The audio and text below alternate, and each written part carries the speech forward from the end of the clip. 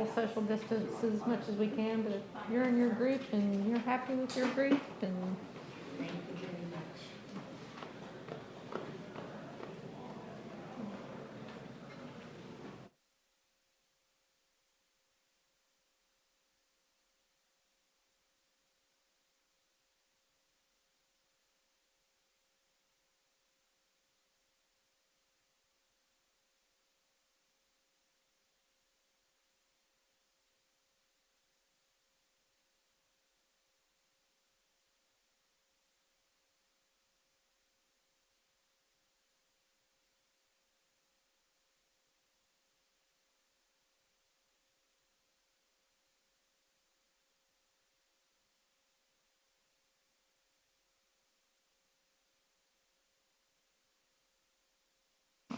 okay. I'm really trying not to be a spaz about Does this. Mr. Boozer know he's on the attendee list today? He should, yeah, he knows.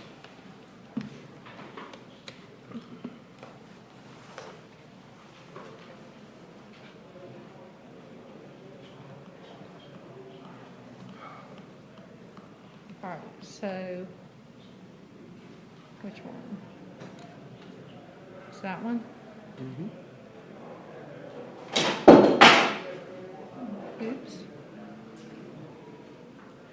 Surprise. I'm always moving myself around. No, that's fine, that's fine.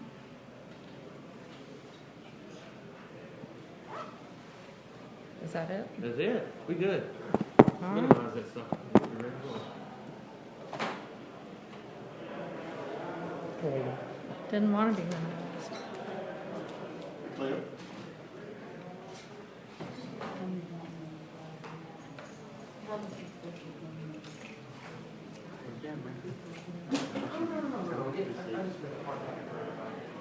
Hey,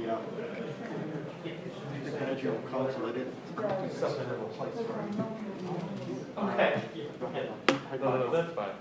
Like I said, I'm in the habit of sending electronically. But I'm glad you're here because I think we need somebody extra.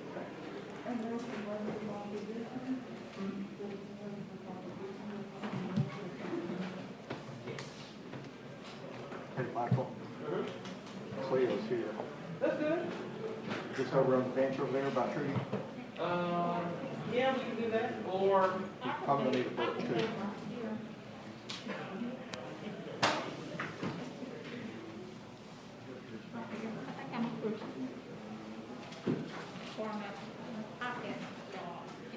All right, you should be good to go. I'll check and make sure IT's got the microphone. emailed him this morning. And my pictures is out. I'm telling you, dude, you don't think about 7 seconds.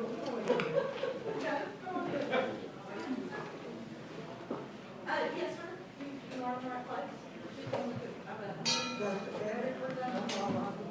I believe so. We'll double check that. Get your phone. Did you get that thing that you asked? So that's the only case, and we only have one, we only got one. One's on. So, yeah, there's very easy. Are you the applicant? Oh, your church is over there? Okay. Michael, yell at me if you need me. I will, yeah, help. It'll be really loud, and really shrill.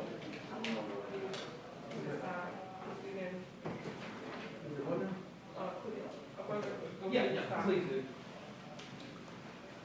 Currently, it's over at 3. Which allows for Steve Mills. And then we're going to go to 8-1.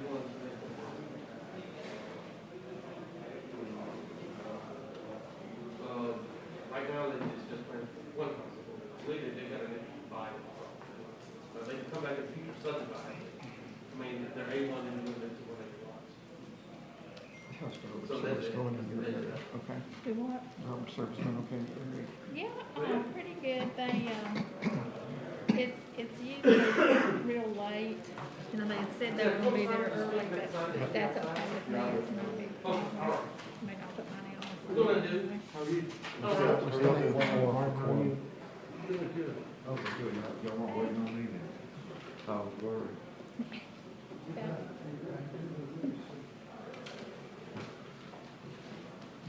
Now, if you can get the mail,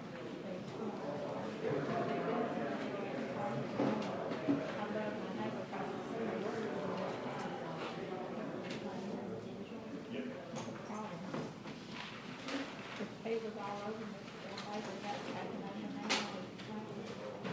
People are gonna get their own, get everybody else's mail.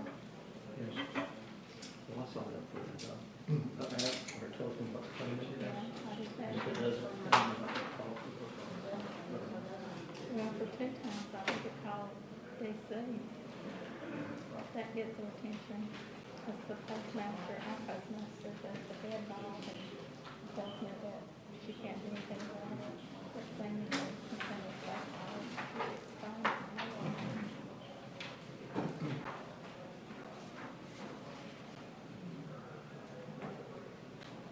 Let's see if I'm getting to go around a few days before we get started. Thank you.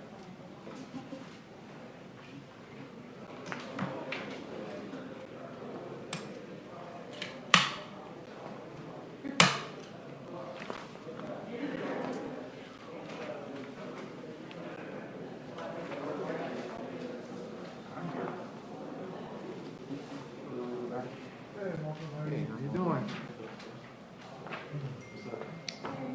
How are you?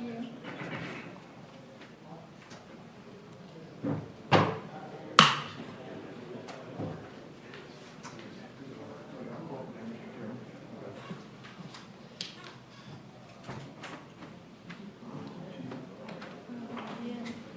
The gate was up. Andrew, Oh, really? Andrew. You signed it, Martin.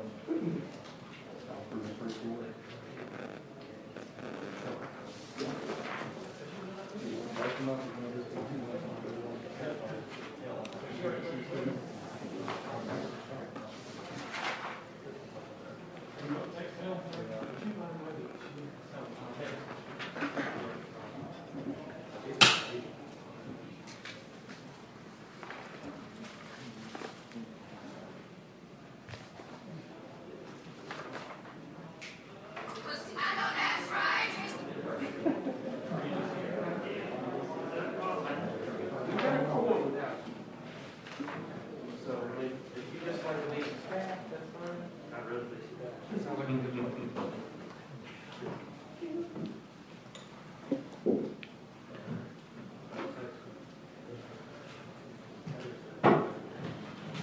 Michael, let me know when we're ready to begin, please. Michael, do you hear me? I did. Okay, thank you. Everything should be okay. Just be sure everybody's mic is on. My mic's on now.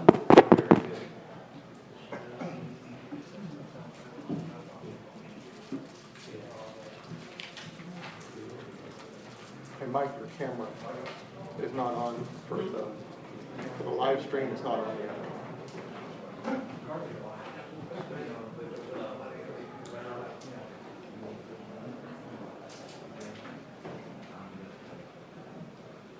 Somebody should be watching to start.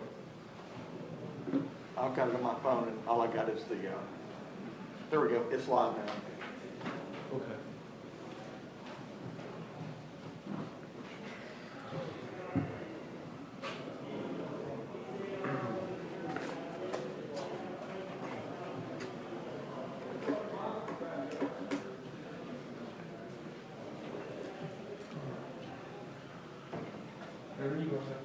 All right, good deal. like to welcome everyone to the May 13th, 2021 public hearing of the Jefferson County Planning and Zoning Commission. The Planning and Zoning Commission is charged with regulating the subdivision of property in the unincorporated areas of Jefferson County. You will be given a decision from the Commission today regarding subdivision request, and the plat representative will receive the decision in writing within 10 business days. Please note that any subdivision approved today is not complete. In order to complete the subdivision of your property, a final plat must be recorded in the Office of the Judge of Probate. County staff will be coordinating with the surveyors of today's approved preliminary plats to prepare the approved plats for recording. The Planning and Zoning Commission is also charged with evaluating requests for rezoning of property and advising the County Commission for their final determination. All decisions made by the Planning Commission regarding zoning cases are advisory only. The final determination of the zoning will be made by the Jefferson County Commission in a subsequent public hearing for which all property owners within 500 feet will be notified. If everyone would please silence their electronic devices so that we don't have any interruptions during the meeting. If we could get a roll call, please. Cleopas King. Trudy Strange. Present. George McCoy O'Neill. Here. Brian Devereaux. Here. Dr. Brenda Dickerson. Here. Ken Lowry. Here. Marshall Steeler. Here. Martin Evans. Here. Mr. Chairman, we have a quorum. Thank you. Have all the members of the commission had a chance to review the April minutes? Yeah. All right, may I please have a motion? Mr. Chairman, I make a motion to approve the minutes from the April meeting without reading. All right. Second. We've got a motion properly seconded. All in favor signal by saying aye. Aye. Any opposed say nay. Motion carries. I didn't cover this earlier, but if y'all would, once your case is called, please don't feel like you have to stay or you're going to interrupt our meeting if you leave right after your case is heard. We're still on the tail end of this pandemic, so if we can keep as few people here in the chambers as possible, that would be great.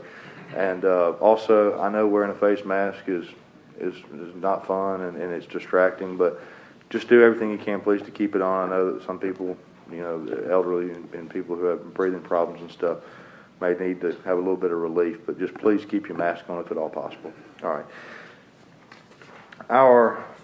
First, we will hear our subdivision cases. For our subdivision cases, we'll ask for the staff to first make a presentation, a brief presentation, and then we'll call for anyone who's in opposition to the subdivision case. And after the opposition's heard, then we'll allow the applicant to come forward and address any of the opposition. In zoning cases, it's a little different. Those will be the second category on our agenda.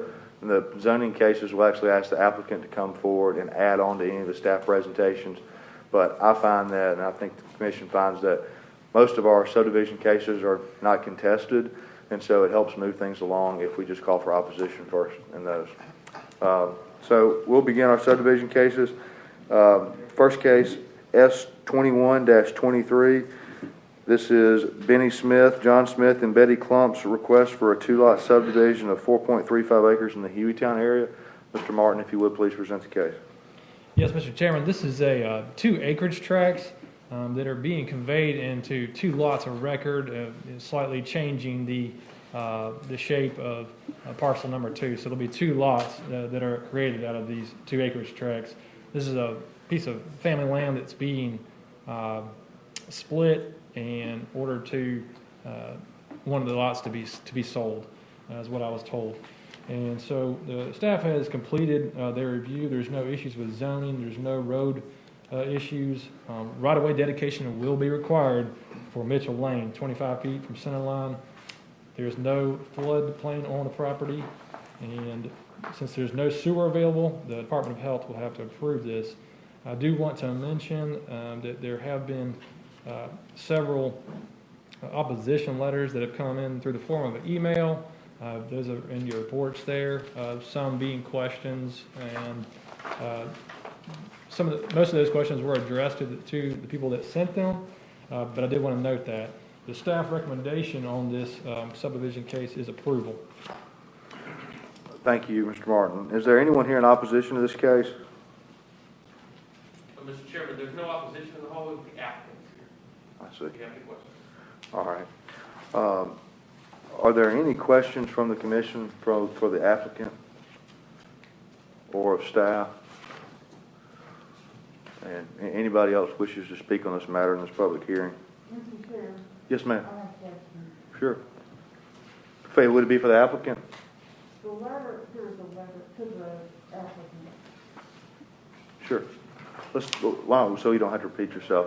Michael, if you would ask the applicant to come here, please.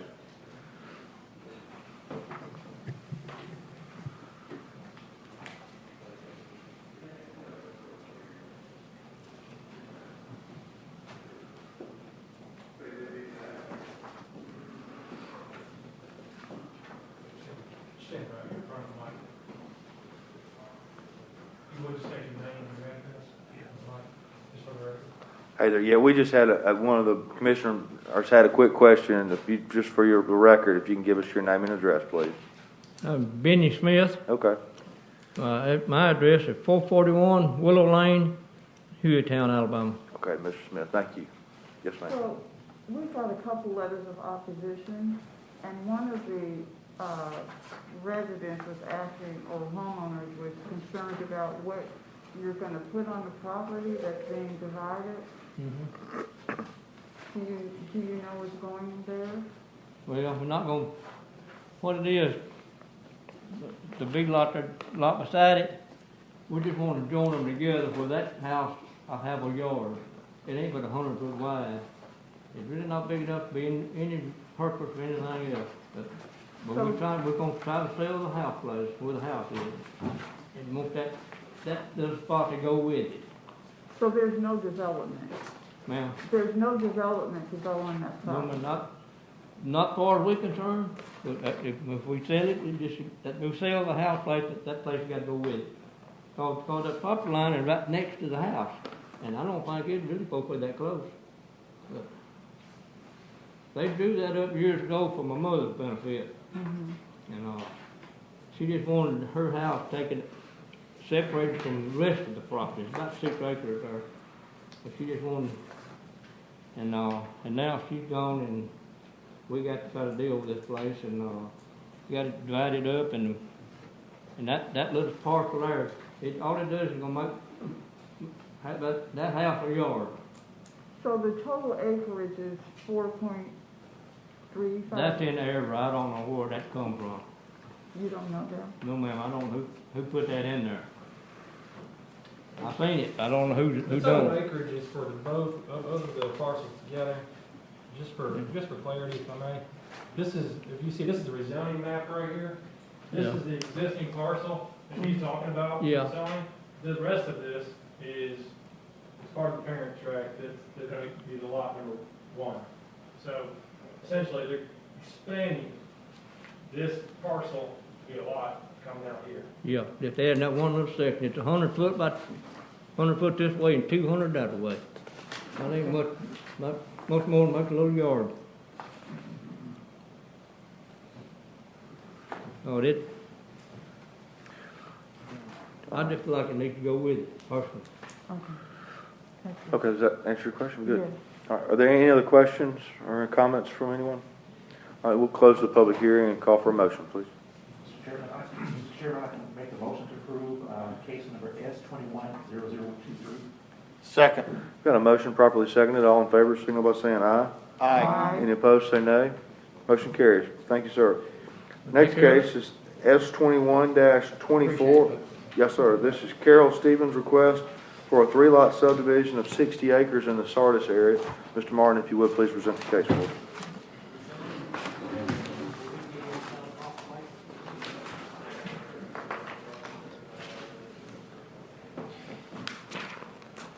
Yes, Mr. Chairman, this is a subdivision to split 1 acreage tract into 3 lots of record for residential use. Staff has completed a review of this. It complies with zoning regulations. There's no traffic or road access issues. No right-of-way will have to be dedicated because it is connected to the highway via a private road. There's no floodplain, and there's no sewer available, so the Department of Health will have to approve the final plat. The staff recommendation is approval. Thank you, Mr. Martin. Is there anyone here in opposition to this case?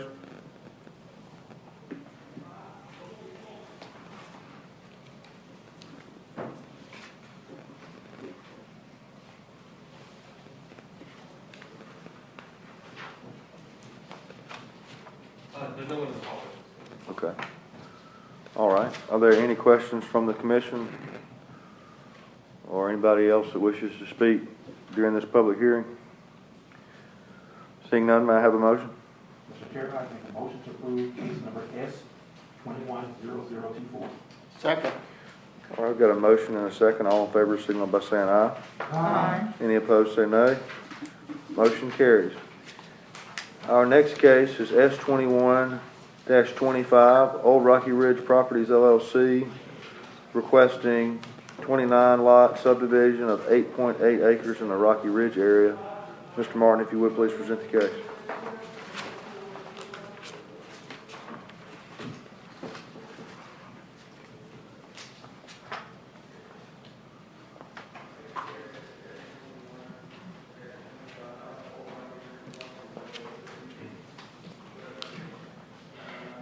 Mr. Chairman, this is a subdivision to split one lot of record and 2 acreage tracts into 29 lots for a garden home development.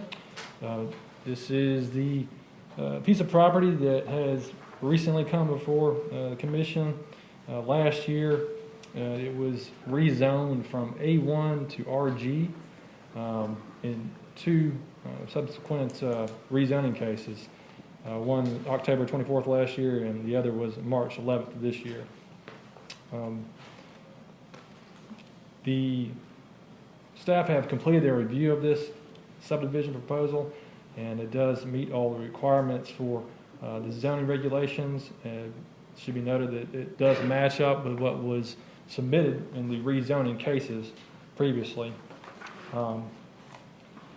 Traffic has done a review of this as well and has found that there will be a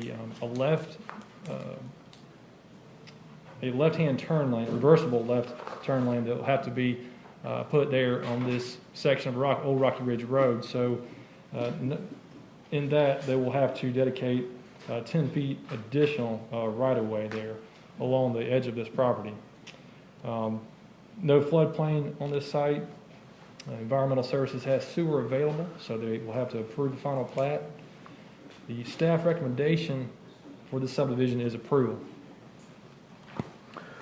Thank you, Mr. Martin. We'll now open the public hearing of this case and first call for anyone here in opposition.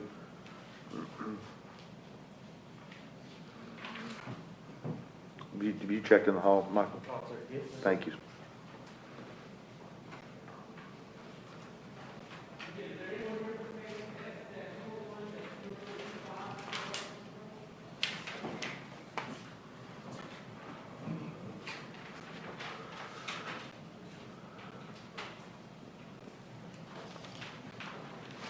No, sir.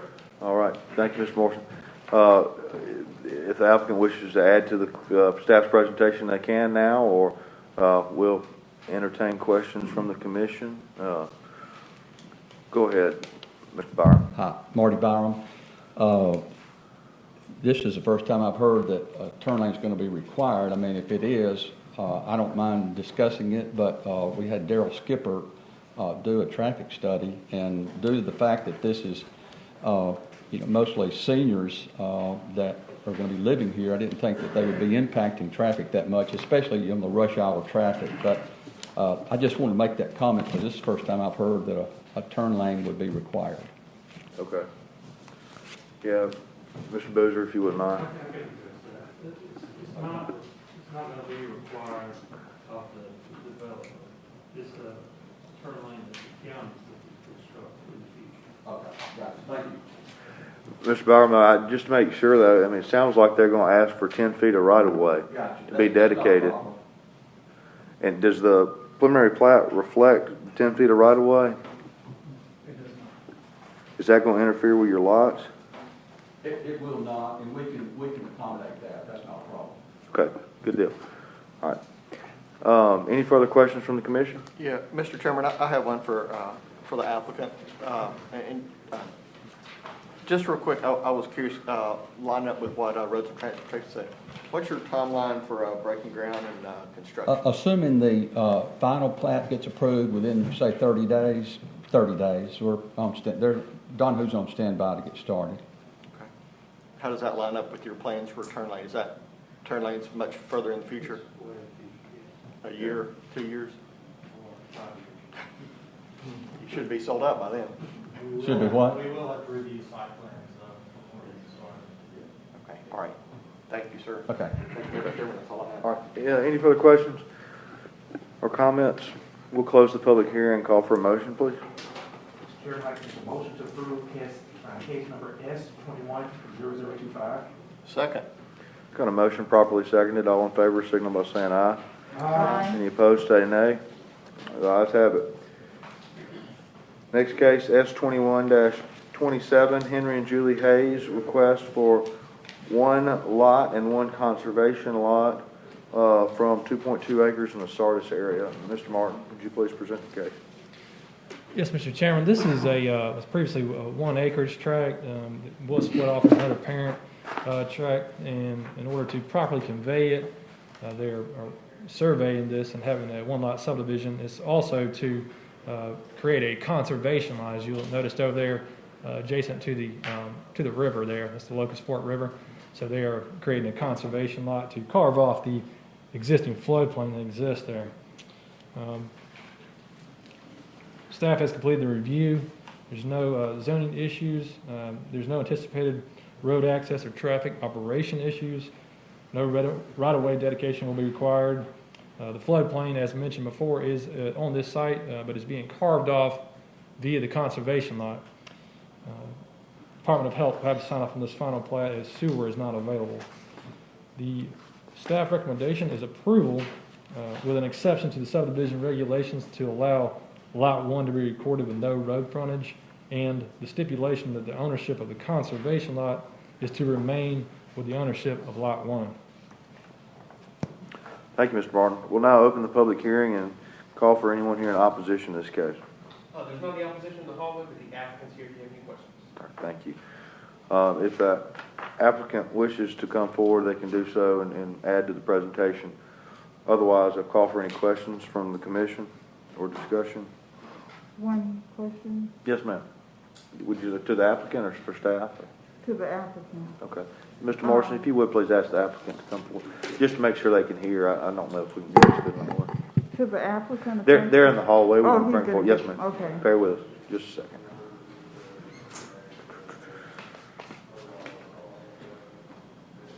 You go to the podium and just state your name and address.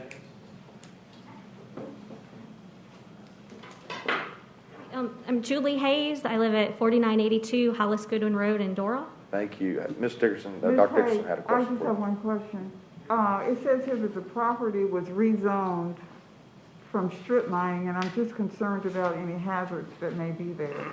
Are there any hazards?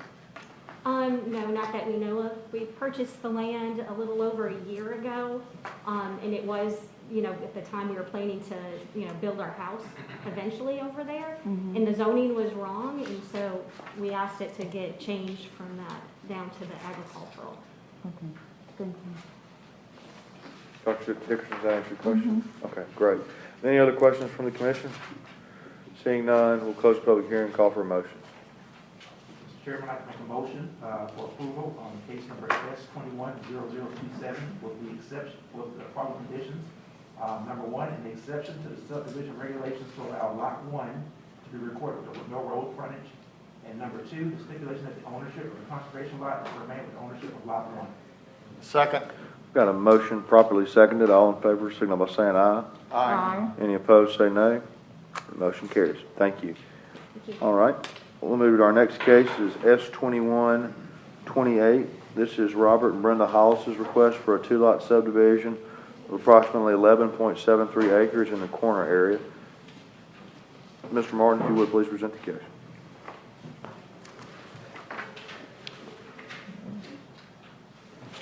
Yes, this is a subdivision to properly convey 2 acreage tracts. There's 2 existing acreage tracts, and basically there's a portion of one of them is being split off and joined to the other, thus creating a 2-lot subdivision. Staff has completed their review. There's no zoning issues, no anticipated road access or traffic operation issues, and the right-of-way dedication has already been completed. There's no flood hazard on this site. Department of Health signature will be required as there's no sewer available to this property. Staff recommendation is approval. Thank you. We'll open the public hearing and call for opposition first. Yes, sir, there's no opposition in the hallway, but the applicant is here. All right. Are there any questions from the commission for the applicant or staff? All right, seeing none, we'll close the public hearing and call for a motion. Mr. Chairman, I'd like to make a motion to approve case number S210028. Second. Got a motion properly seconded. All in favor, signal by saying aye. Aye. Any opposed, say nay. Motion carries. Thank you. Our next case is S2129. Lori and Robert Burgett's request for a 3-lot subdivision of 5.2 acres in the West Concord area. Mr. Martin, if you would please present the case. Yes, sir. This is a split of 1 acreage tract into 3 lots of record for residential use. There's an existing house there on current lot 2 right there. This has been reviewed by planning, and there's no issues with the zoning regulations. No anticipated road access or traffic operation issues. Right-of-way dedication will be required for Cook Road and Auburn Road where adjacent to the property. There's no floodplain on this site, and the Department of Health will have to sign as there is no sewer available for septic. The staff recommendation is approval. All right, thank you. We'll now open the public hearing and call for anyone here in opposition. There wasn't any opposition in the hallway, but the surveyors here, if you have any questions. All right, thank you. Are there any questions from the commission for staff or otherwise? Seeing none, we'll close the public hearing and call for a motion. Mr. Chairman, I'd make a motion to approve case number S210029. Second. All right, I've got a motion and a second. All in favor, signal by saying aye. Aye. Any opposed, say nay. Motion carries. Next case, subdivision case 21-30. Amy and Vernon Fallon's request for a 2-lot subdivision of approximately 6.29 acres in the Bessemer area. Mr. Martin? Yes, Mr. Chairman, this is a subdivision request to split 1 acreage tract into 2 lots of record for residential use. There is an existing house there on lot 2, and lot 1 will be the new lot that's being created. The staff has completed the review. There's no zoning issues, no anticipated road access or traffic operation issues. Right-of-way dedication will be required for Grimes Circle where adjacent to the property. No floodplain, and there is sewer available, and thus the Environmental Service Department will have to sign the final plat. Staff recommendation is approval. Thank you, Mr. Martin. We'll now open the public hearing and call for anyone in opposition. Yes, sir, there was no opposition in the hallway. Okay. I didn't receive any confirmation that there was an applicant out there. Okay, all right. Are there any questions from the commission? All right, let's close the public hearing and call for a motion. Mr. Chairman, I'd like to make a motion to approve case number S210030. Second. Motion and a second. All in favor, signal by saying aye. Aye. Any opposed, say nay. Motion carries. Next case, S21-31, Dorothy and Farrell Woods request for 159 lot subdivision and 1 conservation lot of 95.5 acres in the Bessemer area. Mr. Martin, if you would, please present the case. Yes, Mr. Chairman, and I'd like to make a note there in your binders. There was a subdivision plat that was resubmitted prior to the hearing. That's essentially the same. There's just some new notes that we required on the preliminary plat, so you can use that to reference during this presentation. This is a subdivision to split 3 acreage tracts into 159 lots for residential housing development. 82 of these lots are in the Jefferson County zoning, subject to the planning and zoning approval. The other 77 lots are within the city of Bessemer and thus not subject to P&Z approval. This is RG zoning. It is contingent at this point in time. It was rezoned, but there's still a contingency for the approval of a preliminary drainage analysis and the filing of covenants. The drainage analyses are typically submitted with the site construction plans. So I just wanted to note that on here. But this was a rezoning case from 2019. Staff has completed their review of this. The Subdivision does comply with the zoning regulations, and the lot layout does substantially conform to what was presented in that rezoning case in 2019. From traffic engineering, there were several comments. Hedrick Road, which is there at the north side of that property, is what actually accesses this entire development. That is the city of Bessemer, and thus there is some improvements that will be needed. That has been outlined in a letter from 2019 from the City of Bessemer engineer to the Wood Family Trust. So the City of Bessemer will have to approve that. Additionally, there are some improvements that will have to happen on the existing Hedrick Road, which runs north and south through the center of this subdivision here, that will have to be completed before approval of the final plat. And it's worth noting as well, the whole site is accessed by Bessemer Road, so any improvements to their roadway will be in their jurisdiction and purview to request. Right-of-way dedication will be required for any of the roads that are controlled and maintained by the county or within and adjacent to the proposed subdivision. There is a floodplain on this property, quite a large bit.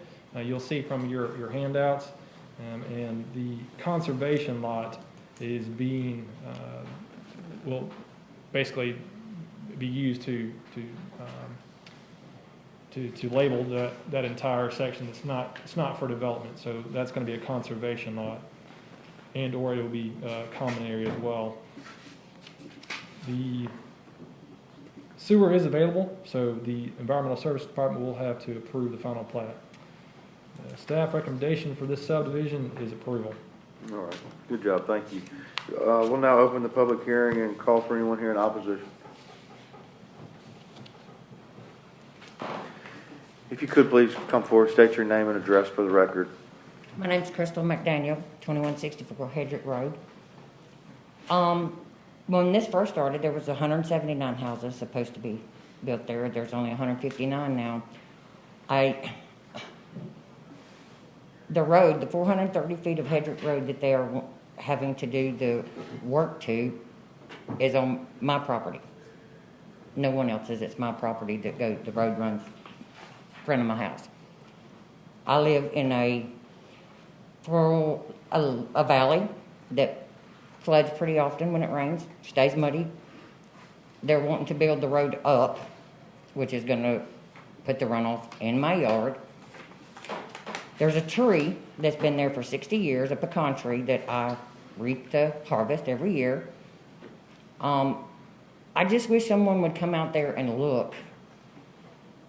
This one way in, one way out. We're talking 400 cars a day, at least 400 cars a day in and out of that road. That road, not just the 430 feet that I own, but the whole road from Hopewell Road all the way to the pumping station for the septic system, the sewer system, is not wide enough to handle 2 cars with that amount of traffic. We have problems passing one another, neighbors. Must have having 400 cars a day riding up and down that road. And I wish someone would come out there and look.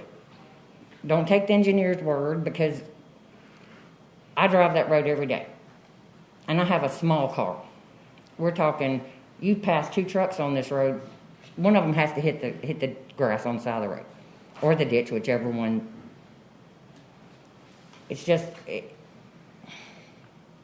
unreal, the amount of traffic that it's going to put, and not to mention my yard is going to stay flooded all the time, because this is a floodplain.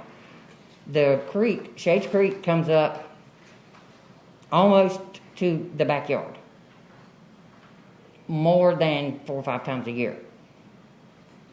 And like I said, I just wish somebody would come out there and look. Besides it, y'all take a ride out there and look at it. I mean, it's not capable of handling 400 cars a day, plus what's already out there. But that's up to y'all. I just wanted to speak my piece. I've been fighting this for years. And now it's changed from Michael and Greg Woods to somebody else instead of Michael and Greg. I don't even know these other people. And I've tried to speak to them, but they won't speak to me. They won't return phone calls. They won't return emails. So I don't know what else to do. And the city doesn't let nobody know when they're having a meeting about this road or about this subdivision. We're talking 159 houses. That's 400 cars a day at least. And they're going to want to cut my tree down on top of widening the road, taking more of the land that I have, and flooding my house every time it rains. Thanks. Ms. McDaniel, where is your house located? If you could, can you describe it to I us? own 2 houses. So, Michael, or Andrew, you should pull up the The satellite map, the aerial photo.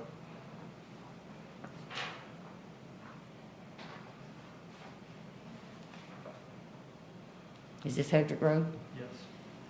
I own this house right here, and I own this house right here. I live in this house. Andrew, would you So highlight this- that on the screen for us? With the mouse, maybe?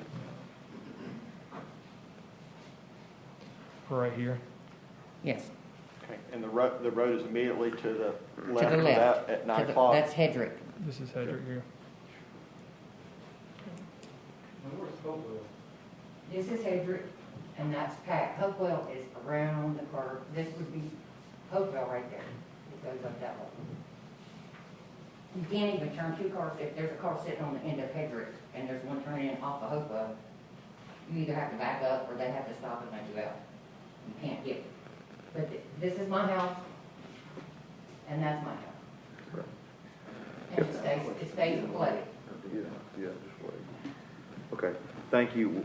We'll ask for the applicant to see if they can answer some of your questions if you hadn't gotten them yet. And I do remember you from the rezoning case a couple of years ago.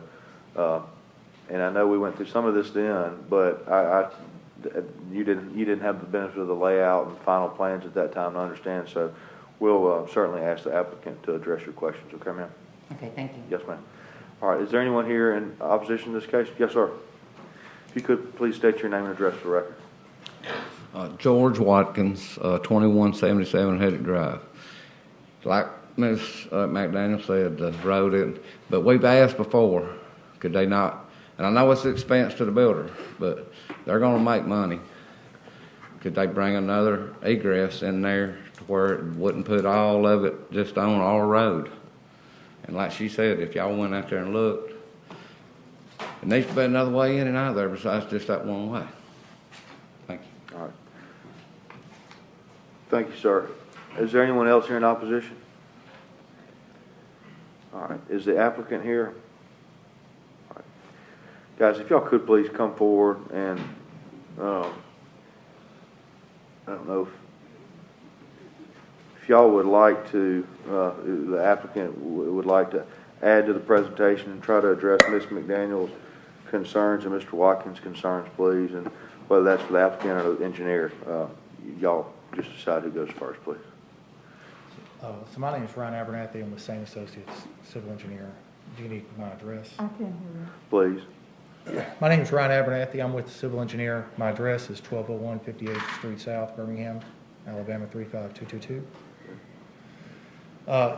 In a response to the roadway conditions, we've performed a traffic analysis, and we're coordinating with the city of Bessemer the upgrades to the road. The intent's to widen that stretch of road to 22 feet wide, which meets MUTCD and AASHTO standards. And not to interrupt, but widen the entire length of Hedrick Road? Not the entire length. There's Okay. a stretch. Excuse me, I'll go ahead. Yeah, Mr. Hamrick, if you will. My name's Darren Hamrick. I'm also with Sane Associates. Our business address is 2 Perimeter Park South, Suite 500E, Birmingham, Alabama 35242. And again, my name is Darren Hamrick.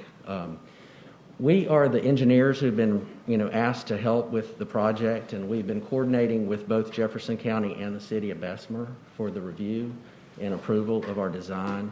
And we're aware that the Hedrick Road for a stretch had to be widened, and we have, as of yesterday, I spoke with Ron Gilbert, the city engineer of Bessemer, and we're making adjustments to our design to get final approval from him for widening it to 22 feet wide. I don't think it's 20 feet wide now, so it's going to be at least 2 to 2.5 feet, maybe 3 feet wider than it currently is. The 22-foot width meets the design standards for highways and roads. But if there is a tree or something out there that we need to be sensitive to, we certainly want to do that. Until I just learned that we were not aware that there was a tree there that we need to see if we can do, to avoid having an impact to that. But from a design standpoint, it is our understanding this stretch is in the city of Bessemer, and we're working through the city of Bessemer to get that approval as well. So if we could request approval here today with you, even if it's subject to our approval with the city of Bessemer, that's what we'd like to do if we could. Yeah. Have you gone before Bessemer's Planning Commission yet with your plan? That'll be next week. Okay. Could I get a date and a time for If, that meeting? Miss McDaniel, if you would, we're going. We'll answer your question in just a second, but please don't interrupt. Sorry. That's okay. All right. Tell me exactly. I mean, look. My understanding is that there's actually a line that goes through this parcel here that we're talking about today. The county has the southern half, Bessemer has the northern half, and I assume the entirety of Hedrick Road to the north is all within the city of Bessemer. Is that right? Yes. All right, and tell me, what length of Hedrick Road are y'all going to widen to 22 feet? There is a road from the right side that you can see. I think it's called Pack Drive or Pack Road. It comes in from the right side, if you see it on that map there. There's a good illustration. Andrew, if you'll go to the zoning. That cursor, yeah, right there where the cursor is. Andrew, if you go to the zoning map, it shows the road on there. It's labeled. Just go up one page, up one page. Right there. You can see the narrow, where it narrows down right there. The portion to be widened is from Pack, and actually you can see how Hedrick's wide and then it's narrow going down the page in white. From Pack going south into the property, that's the portion that would be widened. We have a traffic report performed by Daryl Skipper that made recommendations for that, and that's what we're doing. And am I correct then that the remainder of Hedrick Road that would be needed to serve this neighborhood is already 22 feet wide? Well, the assessment from Skipper said that it was sufficient in size. I don't know exactly what the width of it is now, but they said that the road in its current condition was sufficient. Okay. All right. And that is similar, I guess, related to the letter from 2019 that Ron Gilbert wrote, the city engineer for Bessemer, regarding what needed to be done for the widening and the improvements. Ken, if you could, I mean, is this even within our jurisdiction as far as approval of the road, if it's in the city of Bessemer, or how does that play into, I mean? Yeah, it's in Bessemer. I've been talking to Brian Gilbert from Bessemer. Okay. Everything north of that line all the way to Hopewell is all in Bessemer. So we're coordinating with them to make sure that road widening is done, for this proper. It's all going to be in their jurisdiction to do, so. Okay. All right, thank you. All right, there were some questions too about, flooding and traffic as well. If you could please just address those. Well, I mentioned to the the extent traffic you can. study that had been done by Daryl Skipper from the standpoint of the roads. In the proposed, what we would do to widen that stretch, we've already talked about that, in their opinion, that's what needed to be done. And they knew what the project would be and the number of lots and so forth in their assessment. So they made projections. How many trips per day did they expect? I don't recall how many trips per day they came up with, but the summary of their report was that the stretch up to Pack, from Pack south into the site, did need to be widened to 20. Actually, they said widen it. They were not specific about 22 feet, but Ron Gilbert was specific about 22 feet, and the city engineer is the one who said he wanted 22, so that's what we're working on doing. Is there sufficient right-of-way to do the 22-foot widening? Yes. Without having to take any property? Yes, I believe so. Can you address the flooding concerns? Well, from a drainage standpoint, there is a floodplain that really surrounds the site. On both the west and the east sides of the site, there's a 100-year floodplain. As Andrew mentioned earlier, we are working outside of the 100-year floodplain with all of our lots. None of the lots actually touch the 100-year floodplain. And so there is a conservation or a natural area that will be maintained and undeveloped where the floodplain is located. In addition to that, the drainage from our projects primarily drains to the south. Actually, if I could scroll, I'm going to scroll back up to maybe a drawing that may illustrate it a little better, if I can get there, to a master plan, an overall plan. Go up, okay.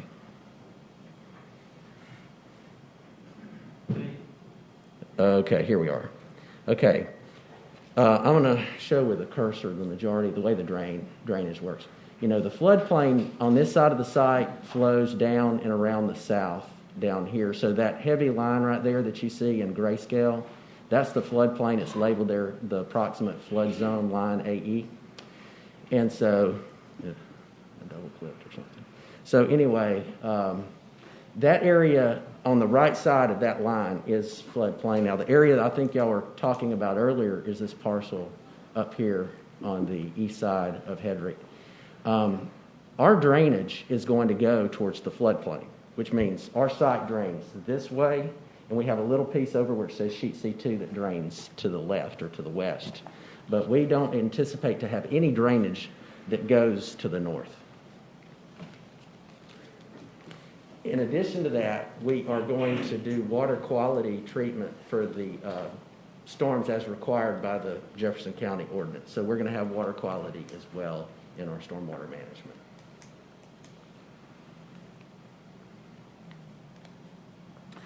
Yeah, in order to develop like Road A on your plat plan, I guess there'll be mass grading and there will be cut and fill, and that Road A will actually be built up, filled. Correct. Very likely they're going to take a lot of material from this area where the cursor is and move it over into the area to build Road A. Yeah, because it looks like Miss McDaniel's property, there's actually kind of a finger of a little draw that goes back to her backyard. And if I'm reading this right, it may be that area is actually filled, the area in front of that's filled.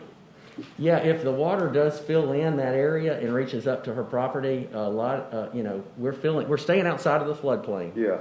But, it may eliminate water from coming as close to her property with the material that we're putting in there. Yeah. Okay.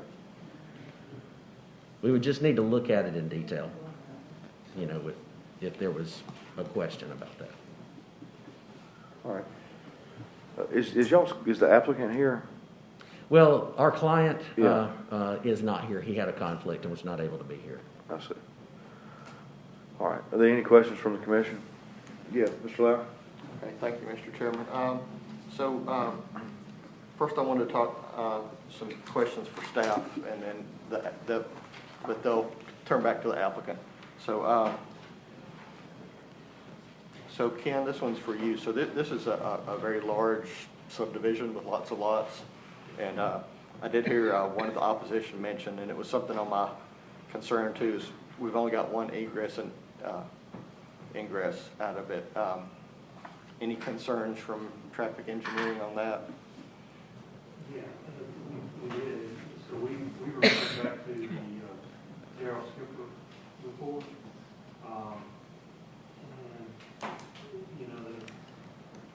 The thing is, there's really not another access.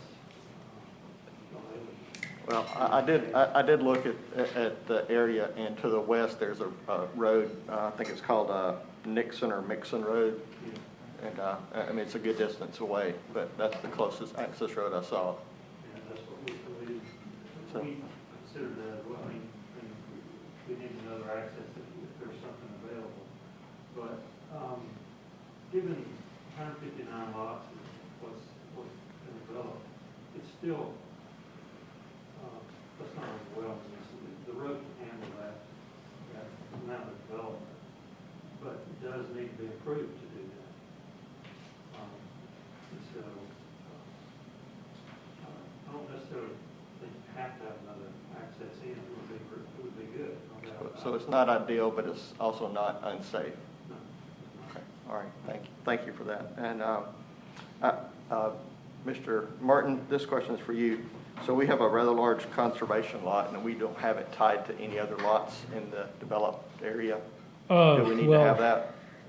I think that's to be determined. Typically, yes, conservation lots are tied to other lots. That's typically with smaller subdivisions, and that's essentially so that you don't have a lot sitting out there and someone tries to purchase it, and you can't develop on it. So there's really no reason for that to have separate ownership in that regard. So we try to tie that to another lot. In this case, it would remain in the ownership of either the HOA or the developer. But our laws, regulations require us to include the entire parent tract of the parcel in the subdivision plat. So in this instance, creating a conservation lot is the purpose is kind of twofold: is to create any kind of ambiguity for the rest of the remainder tract, and as well to protect it for future development as well. I mean, it is a floodplain, so it would be nearly impossible for someone to get a permit to do that, but it does create that, and it can be used as common space as well for the subdivision in the form of HOA. Okay, thank you. I have one more question for you too. During the case analysis you presented, you mentioned that the zoning case Z 2019-009 has yet to be finalized. Do we need to, if we approve this subdivision case today, do we need to make it contingent on approval of the zoning case? So in order for a final plat to be, what we essentially do is create that as it's an internal stipulation, more or less. Like we will not record a plat that doesn't have that final zoning. So that's one of the things that has to be checked off in the final plat review. So there'd be no reason to do that. So, and again, this is the only reason the rezoning has not been completed is because of the drainage analysis and is a contingency, and typically that's submitted with the site plans, which have already been submitted. They're going through review right now in that process. So. Okay. All right. Thank you, Mr. Martin.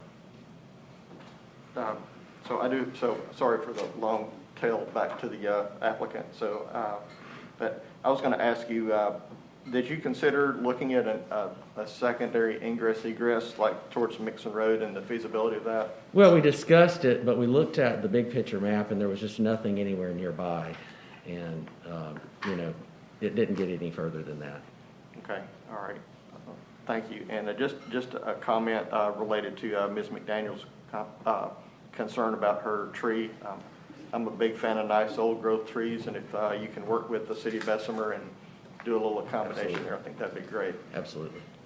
So, all right, that's all I have, Mr. Chairman. Thank you. Thank you, Mr. Lowry. Yes, ma'am. Dr. Dixon.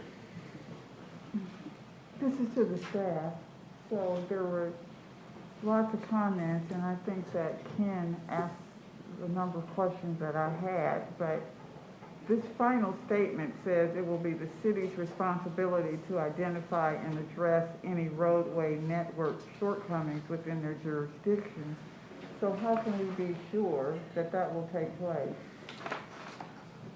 Well, we work with Bessemer, all the time, so it's in their jurisdiction, so we will be coordinating with them on what they're looking at doing and what we're doing.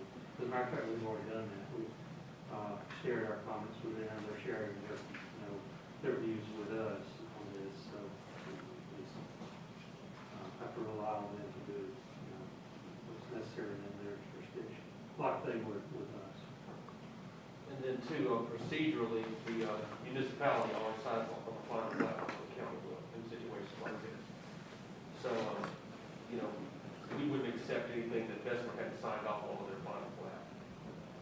Okay, and this other sentence is concerning, it will be necessary for the city to grant access approval for the streets to be developed within unincorporated county. Yes, that's because they connect to Bessemer City streets, and any time that they connect with another jurisdiction, we require that approval of them, which in essence, that too would be lumped in as well with your signing of the final plat as well. Okay. But yet, anytime there's a street or we have any access to another jurisdiction, we require that other jurisdiction's approval, and part of a good sportsmanship for them to do the same with us. Thank you, Mr. Chair. Thank you, Dr. Dickerson. Is there anyone else who has any questions for the applicant? Yes, sir. Mr. Watkins, we'll let you ask one more question. Okay. Just a second, or just, He said they discussed and they looked at it, as far as another egress. I know it'd be an expense, but I think before that was, one of the things they were supposed to look at, and they drank a cup of coffee and have they done any kind of proposal or tried to find it, and the other thing is when he was thinking about the floodplain, how many acres is in the floodplain and how many acres is the actual house that's gonna be built on? well, I may just get them to address it, may be best, but, the conservation easement that they're proposing, or conservation lot rather, that they're proposing, actually, The total parcel is 95.5 acres. yeah, that's odd, usually the conservation lot would have its own area designation. Anyway, yeah, Mr. Hamrick, or could you please, I guess one, I'm curious, I'd like, do this, answer for first, if you would, just how many total acres the conservation lot is. Well, I don't know that I have an exact, precise calculation on the Okay. conservation itself, easement, but I can say this. You can see it graphically on the map, like proportionately. If you see the cursor that I'm moving, I'm going to start at the top. These double lines here that come through where the cul-de-sac is, and then down and down and diagonally, everything to the bottom right of that is in that easement. So proportionately, I don't have a precise acreage of that number, and we could calculate it if you needed us to. I just right off, right at this particular point, I don't have that. But visually, you can see that it is, maybe 20 to 30% of the overall acreage. But if you would like us to give you a precise calculation, I could probably make a phone call and get that for you. Well, I think for our purposes, just seeing the proportionality is helpful, but if you would, scroll back up, because I want to make sure that I'm clear on something. I've got a revised preliminary plat here, and it looks like that there's actually, down in that southeastern quadrant there, if you will, go back up. Yeah, right, you see how this is more of a square shape, the entire parcel. Mm-hmm. And so it almost looks like there's some area over across the river that's, if you'll go back up to the page before you, it doesn't look like all that southeastern quadrant's included. Right, it looks like it's kind of cut off at the bottom. Right, from that map that you Yeah, just from a showed development out. standpoint, this actual map here just shows the lots and the improvements that are to be made. So at the bottom of the page, as you can see on this down here in the second page, everything below that diagonal pipeline at the cul-de-sac, we're not doing anything. We're leaving it as is. It's just remaining undeveloped. Okay. And it's as far as Mr. Watkins' question about, tell me exactly what real impediments, obstacles you have to tying into another road. You're bound by 459 on the south side. Right. But as far as getting to Nixon Road, like Mr. Lowry mentioned, tell me, do you have to go through other private property? Well, yes. Is it topography challenging? Just tell me exactly There why are it's there are a impossible couple to- of different things we noticed.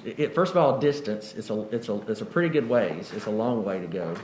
There's a cost associated with building the road a long distance. There is a significant stream. There's a tributary that flows into that creek that we have to cross as well. So there are drainage items, and it's manageable, but the topography is up and down, so we would have to grade the road in. And so the overall combined cost between grading and drainage and then just the pavement itself, plus the working out the arrangement of the land, because I think it belongs to the brick company there next door, or that owns that entire, or a whole bunch of it does. It may not be entirely one owner. I think it's actually more than one owner between us and Nixon. But, there are multiple owners there that would have to allow us to get that land as well. So there would likely be land costs, pavement costs, grading costs, and drainage costs. and potentially wetlands. We're expecting along this low-lying area here, where the floodplain is, there is a lot of wetland areas, natural areas, and in order to impact those, you have to pay mitigation costs. Another thing about that is there's a limit on how much wetland you can impact with a nationwide permit. We're trying to minimize and stay out of impacting natural areas, and from an environmental standpoint, we're trying to just stay natural, away from those as much as we can. And permits like what we would be talking about, we would expect that, from our experience, could take a year just to get the permit from the Corps of Engineers before you could begin work. So all those things were factoring in. It was just a lot to go into it. If someone said, we got land that we'll give you for this road, or there were other people who wanted to contribute to help build this road, but at this point in time, it just didn't make economic sense for the deal to be able to go forward if we had to do that. All right, and Roads and Transportation, Ken, you've reviewed Darrell Skipper's traffic study? All right, and I mean, Darren, just give me your word that this is the roads going in there, in your opinion, are going to be safe, and from an engineering perspective. Yes, they will be safe. From experience, and I've worked on many projects with much larger subdivisions than this with one access point, and one access road. Will the road have curb and gutter going into it? It's already got curb and gutter. Now the portion up where we will make improvements, where Pack Road, that we're going to keep it natural. We're not going to put curb and gutter on that. But the portion coming into the property where the road is already built, it actually already has a gutter on it, and so we'll be matching that with what we're putting in. Okay, Dr. Dixon. Here's something that's striking to me. You just said it doesn't make economic sense. But how do you think it feels for the people who are going to have to live there to have that one road to enter and exit? Well, I live on a road myself where there are 1,000 houses behind me. And, I mean, I understand that everybody needs a place to live. I mean, I don't have a problem. The road is built to the standards, and the roads that we will have there will be built to the standards. I mean, I can sort of relate because I do live on a road like that. Thank you. All right. Are there any other questions? Have they tried to come in? There's a road at the end of Dixon Road called Baton Road, and it was right up against that property. At a 90-degree turn, a sharp turn. Okay. That's what you're talking about? The end of Dixon Road, take a look, that's Baton Road. Yeah. It goes right out to that property. Why can't you put a road there? That's what we were looking at. That's why I asked the question. That's where we were looking at. So if y'all don't mind, we need to have the discussion up here. So, and That's all right. That's what I understood that Mr. Hamrick was just explaining was the challenges getting to Nixon Road. Mm-hmm. And Mr. Chairman, I did look at it, and Ms. McDonough, I appreciate your question, your challenge. So Nixon comes down from the south and in the north, and it's got a 90-degree turn into Baton Road. So, I mean, when I was talking about Nixon Road, I was really talking about either or, but they are very far distance and topographically challenging and probably financially challenging as well. Yeah, and I mean, just a comment from me. You know, look, I'm a lawyer. You know, I'm not an engineer. I don't know exactly what the critical point is of when a road's safe or not. We have to rely on professionals to be able to run the calculations and do that. I know Darrell Skipper is probably one of the preeminent traffic guys around. He's got a very good reputation.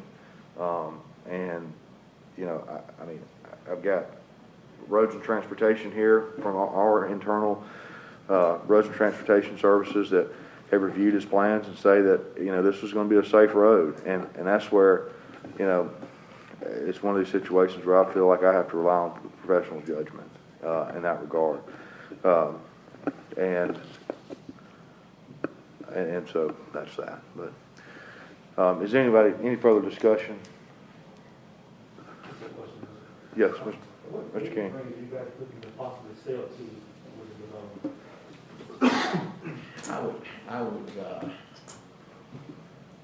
I would need to ask the owner. I mean, I know they're happy to sell to anyone, honestly, but I think they have a lot of what they describe as millennial age people buying the homes that they're selling. And actually, many of the homes, the demographic that they describe, now I don't have all the data. I mean, they would be much more able to answer, but young families and people who are a little older who may be empty nesters.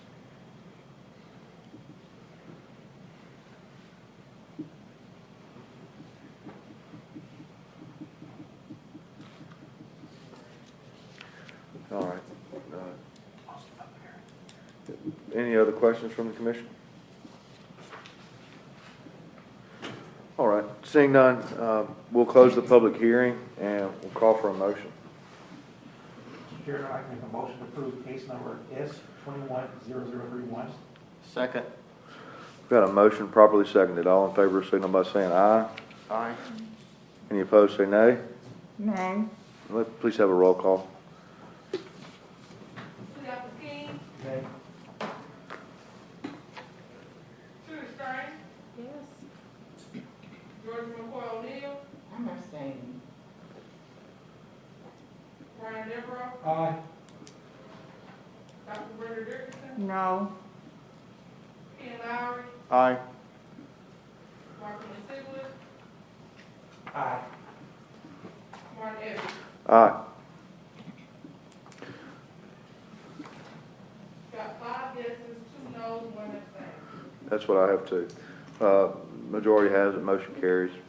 Thank y'all.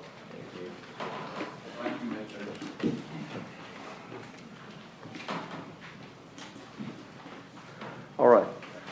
We'll wait for everybody to shuffle out on that case.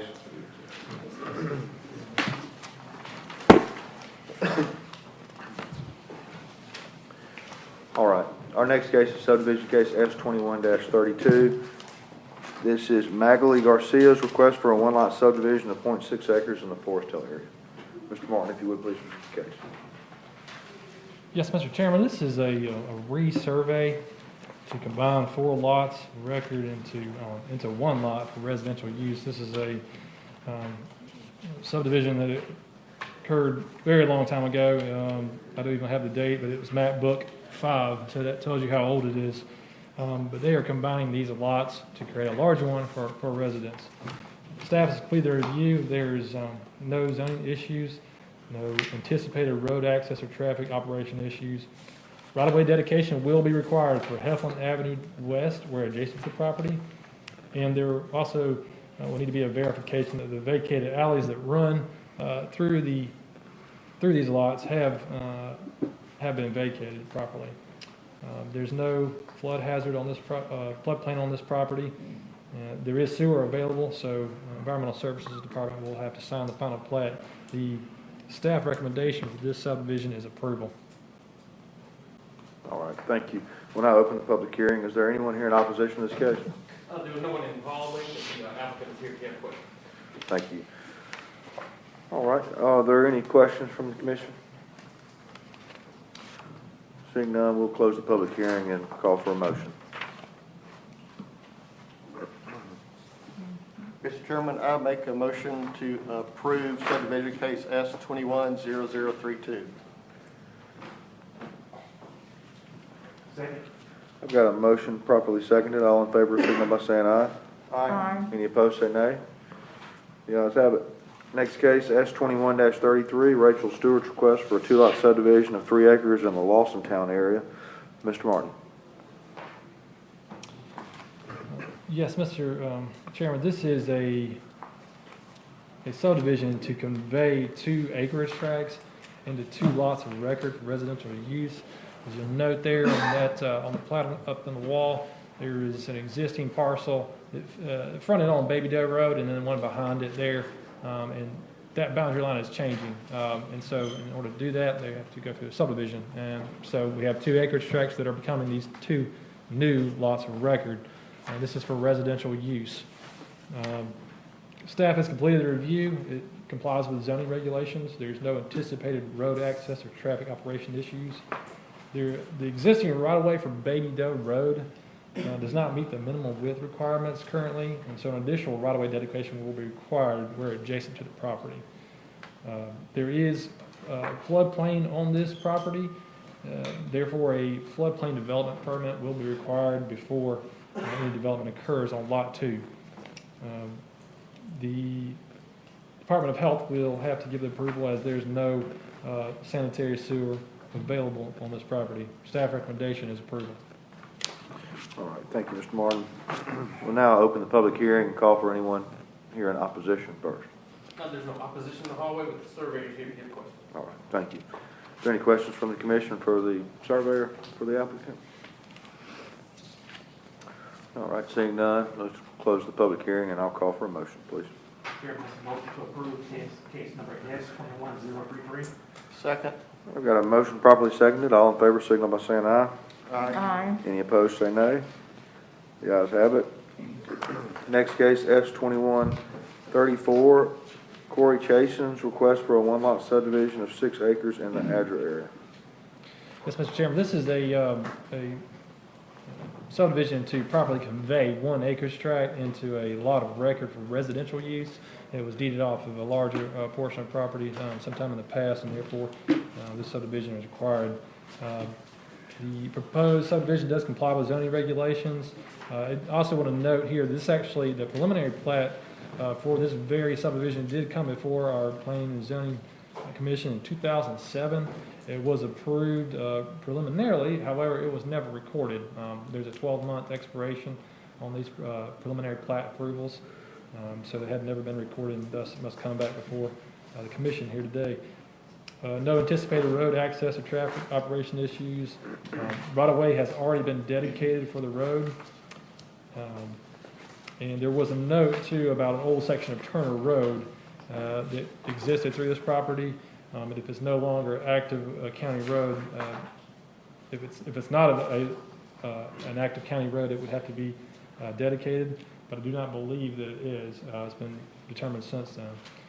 So no floodplain on this, and no environmental environmental service sewer is available. So the Department of Health will have to approve this final plat. Staff recommendation is approval. All right, thank you, Mr. Martin. Quick question. Just before we get started, I want to make sure that I've got everything.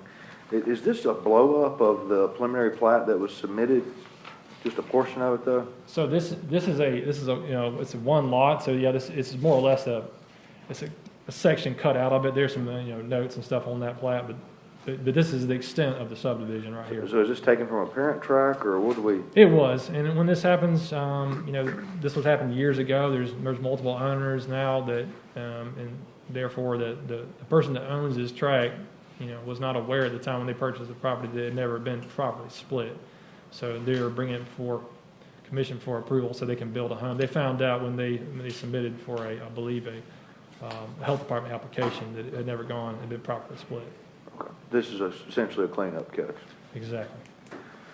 So, Mr. Chairman, along the lines of your question, don't we normally have the entire parent tract on the plat? Yeah, Mr. Mark can answer this better than I, but I think the answer to your question is yes, but when there's been multiple other conveyances and they require signatures from parties who have nothing to do with this lot split anymore just because they were part of the parent tract that was the subject of legal subdivisions and stuff, I think we relax those rules a little bit to require the signatures of them because it's just hard to round them up and it stifles development. I understand, but we aren't circumventing any regulations, are we? All right, thank you. Well, what we're circumventing is going through circuit court to find the original person who chopped up the property and getting my $100 fine for that. Okay.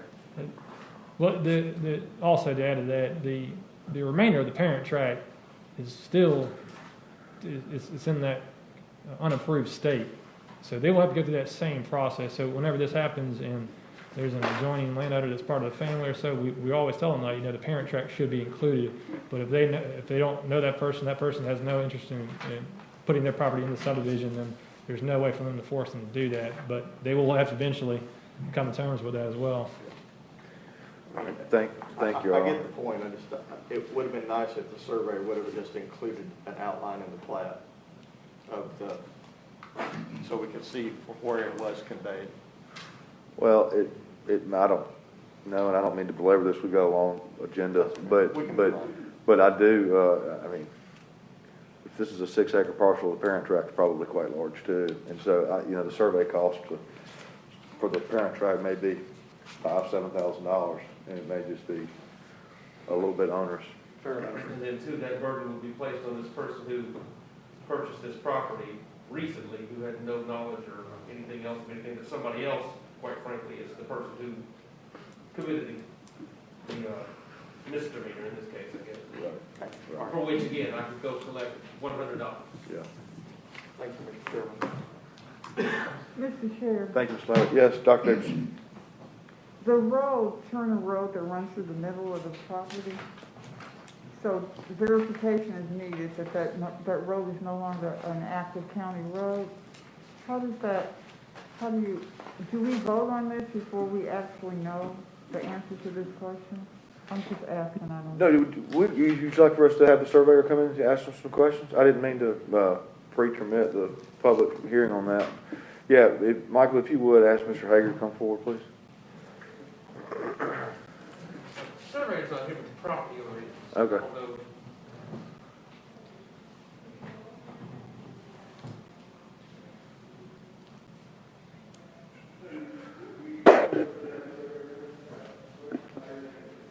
Hey, how you doing? If you would, please come forward, state your name and address for the record. We had one of the members of the commission had a question for you.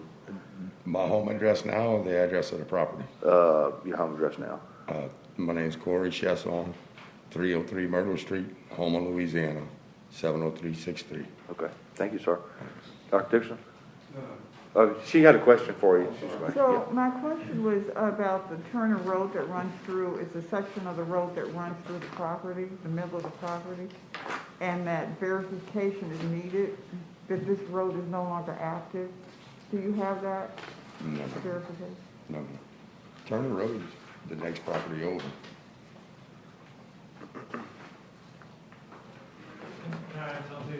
If the determination is made that the road is active for whatever reason, we would just require right of way.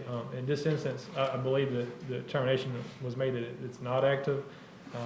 There's an adjacent subdivision that was recorded recently that has no road going through it. So this is more or less an internal note that it will be verified in the final plat process. Okay. Thank you. Thank you, Mr. All right. Thank you, Dr. Dixon. Any other questions from the commission? Seeing none, may I have a motion? Mr. Chairman, make a motion to approve case number S210034. Second. Got a motion and a second. All in favor, signal by saying aye. Aye. Any opposed, say nay. The ayes have it. Next case, S21-35. This is Sterling Lakes LLC's request for a 45-lot subdivision of 9 acres in the Hoover area. Mr. Martin, if you would please present the case. Yes, Mr. Chairman, this next property, and actually the next two cases are of the same parcel. So just please note that we're going to see the next case. There's actually two different developers that are trying to develop this site, so that's why we actually have two different cases, but it is the same parcel. So this portion here, the purpose of this resurvey, and this is by the order in which it was submitted, so is a split of one lot of record into 45 lots for residential use. So this is a proposed garden home development. This is on the west side. You'll notice this dark line cutting through the center of this property, and then all the smaller lots to the left there. That's what's being proposed in this particular subdivision. The remainder on the right or on the east side is the one that we're going to hear next. That's the one that, if approved, would be recorded first, and thus all these 45 lots would be a resurvey of that proposed one lot. That's confusing enough for you. But this was rezoned recently. This is a case Z 2019-0014. The county commission approved the rezoning of this property from A1 and C1 and RG into RG for the purpose of this residential development, the garden home development. Also, that was more or less a cleanup job with the rezoning. The rezoning was not following the property lines for that rezoning case. So it has been rezoned, and the staff has completed their review. The proposed plat does meet the requirements of RG zoning. There was a note about one of the lots being small, lot 15. It may not be buildable because of the sewer easement and lack of space on the property. But other than that, the lots do meet the RG zoning. There's no anticipated road access or traffic operation issues on this proposed subdivision. No right-of-way dedication will be required. No flood hazard. There is sanitary sewer available, so the Environmental Services Department will have to approve the final plat.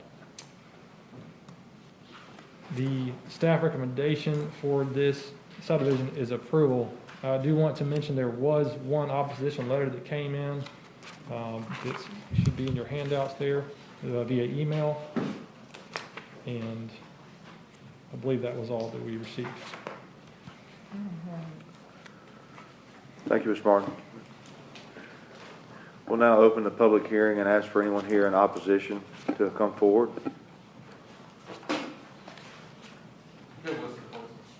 There were some folks? All right. If you would invite them in, please, Michael.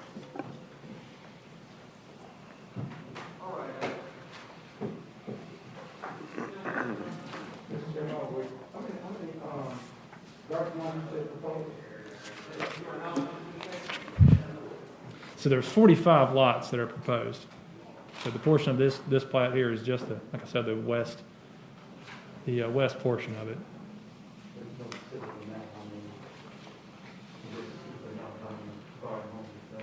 Well, there'll be, so the 45 lots, there will be supposedly 45 or potentially 44 if they can't use one of the lots. There wasn't any opposition in the hallway. It was misunderstanding the case number on the call. Okay, no opposition in the hallway. All right. The developer and the property owner out in the hallway. Okay, if we would, we'll go ahead and ask them to come forward, please.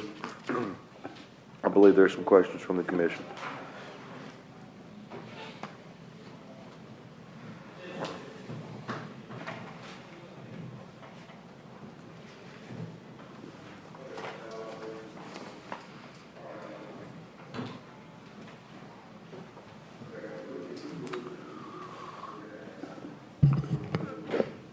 If you would, please state your name and address for the record. Certainly. Joey Miller, MTTR Engineers, 2500 South Lake Park, Hoover, Suite 100, 35244. All right, Mr. Miller, I think we've got some questions for you from Mr. Certainly. Lauer. All right. Hi, Mr. Miller. Thank you for coming today. So I was looking at your lot sizes. A lot of them are really deep lots, but some of them are not as deep. I was curious, in the plans for your development, are you going to have sidewalks in your community? Oh. Trying to remember whether we have them or not. I think we do. Okay. Yeah, we don't want to trip you up. I mean, is that a requirement from the county or anything? Well, I'm leading up to it. Okay, well, go ahead. So, and what about setbacks? And where I'm going with it, you have parking in the driveway, and if the vehicles extend out to the sidewalks and block the sidewalks, where are you going to? Well, we'll have the setbacks that meet the county zoning requirements, which is, what, 20 foot on the front? Right. Correct? And I apologize for interrupting. Let me go a little bit further. So, your setback, your garage will meet the setbacks as well as the house. Sometimes well, yeah, because what is garage is up a little bit closer. So, well, if you have a 20-foot setback, that would have enough room to park on the property and not in the right of way. If that makes sense, because a typical car is 18, even a truck is 18, 19 feet long, and so you could park in the driveway if you're like me and have your garage full of junk, and still, not be blocking the right of way out in the right, have it stick out into the right of way. All right. right, that covered what I wanted to talk about. Okay. That's all I had, Mr. Chairman. Thank you. Okay. Any other questions from the commission? All right. Seeing none, unless, I don't want to cut y'all off if y'all have anything else to add. No. Otherwise, we're going to close the public hearing, call for a motion. All right, may I have a motion, please? Mr. Chairman, I'd like to make a motion to approve case number S21-0035. Second. Got a motion properly seconded. All in favor, signal by saying aye. Aye. Any opposed, say nay. Motion carries. Thank you. All right, y'all hang tight, guys. Y'all are the next case, too. Mr. Martin, if you would, to the extent necessary, if you would present the next case, if you hadn't already gone over it in the first one. Mr. Chairman, this is the other portion of the lot, excuse me, the other portion of the parcel for this subdivision request. This is going to be a resurvey of one lot of record into 4 lots for commercial use, the 3 are there on the east side, and then obviously lot 4 will be for the garden development if approved. Staff has completed a review of this. Zoning regulations are, it does comply with the zoning regulations. There was a traffic note regarding the that only one shared access driveway will be permitted for lots 1C and 2C on Old Columbiana Road there. And the access driveway must be located to the north of the crest of the road. A traffic study by the county or property developers may be necessary to determine if the road improvements for Old Columbiana or Patton Chapel Road for access to any future developments on these lots. Right-of-way dedication will be required for Old Columbiana Road, minimum 30 foot from center line, and where adjacent to the property, and that could be different, determined by the county traffic engineer after those studies are done. No flood hazard on this property. Environmental services will have to approve the final plat. Again, this is the same rezoning cases that were mentioned on the last case were involved with this one. So it is zoned for C1, those 3 lots to the east. Staff recommendation is approval. All right. Thank you, Mr. Martin. We'll now open the public hearing. Mr. Morrison, I think I know the answer to this question, but is there anyone here in opposition to this case? There's not anyone in the hallway. All right, thank you. Are there any questions from the commission? Mr. Lowry? I think this one's just for staff. All right, fire away. Mr. Martin, tell me a little bit more about Lot 3. So is Lot 3 a conservation lot, or? No, technically it's not at this point in time. It would just be carving it off. It is zoned C1. I believe that is C1 No, that portion. was on RG. That was on RG. Okay. There's some, I think, determination yet to be made on what that would become. I could let the engineer speak to I was going to say, that. why don't we get the applicant up and tell us? Again, Joseph Miller, 2500 South Lake Park, Suite 100, Hoover 35244. We're making Lot 3C. Part of it has got the existing lake that's there now. That's going to be our retention pond for everything that drains into that. So there will be a covenant that'll be for that. 3C will get access through that. There's a 24-foot ingress-egress easement for 1, 2, and 3C. Will always use a shared access to that piece of property. At this time, it is zoned RG. At some future date, we'll probably come back and try to get it rezoned. If not, then we'll have to build something residential there. But for right now, we're just making it a lot of record. So, following up on that, what are your plans? You said. Oh, they're grandiose. No, I'm really not sure exactly what we're going to do. We had some ideas, but then what we'd have to get it rezoned to for those ideas, I'm not sure if that's really going to clear the runway. So we're still contemplating what we're going to do with it for sure. But we didn't want to impede, because 2C's under contract and 1C has got some definite interest in it. So we didn't want to. We wanted to go ahead and strike while the iron was hot, I guess is the best way to put it. Okay, all right. Thank you. That's all I have, Mr. Chairman. Where where am I gonna buy my sand after y'all sell Mr. Otto's? Better hurry up and buy it now, I guess. All right, are there any other questions from the commission? Seeing none, I'll call for a motion. Chairman, I'd like to make a motion to approve. Second. Sorry. We'll approve, Chair. I'm sorry, go ahead, Mr. Ziegler. All right, I'd like to make a motion to approve, case number S 210036. Second. All right, I've got a motion and a second. All in favor, signal by saying aye. Aye. Any opposed, say nay. The motion carries. Thank y'all. All right, our next case is S21-37. This is Gary Morrow and Martha Ann Morrow Wiley's request for a two-lot subdivision of 9.7 acres in the corner area. Mr. Chairman, this is a resurvey to redefine the boundary line between two lots of record. This is a subdivision case from 2019. So lots 1 and 2, they're trying to just get a better boundary line for a building, a residential building location here. So they're just adjusting that line right there in the middle of the screen. Staff has completed the review. There's been no zoning issues, no anticipated road access issues, no right-of-way dedication required, no floodplain. Department of Health signature will be required on the final plat. Staff recommendation is approval. All right, thank you, Mr. Martin. We'll now open the public hearing and call for anyone here in opposition. No, sir. The surveyor's here if you have any questions for him. All right, thank you. Are there any questions from the commission for Mr. Davis? All right. We'll close the public hearing and call for a motion, please. All right, Mr. Chairman, I'd like to make a motion to approve case number S 210037. Second. Got a motion and a second. All in favor, signal by saying aye. Aye. Any opposed, say nay. The ayes have it. Next case, S21-38, Josh Reeser and Kristen Feller's request for a one-lot subdivision of approximately 10 acres in the Sardis area. Mr. Martin.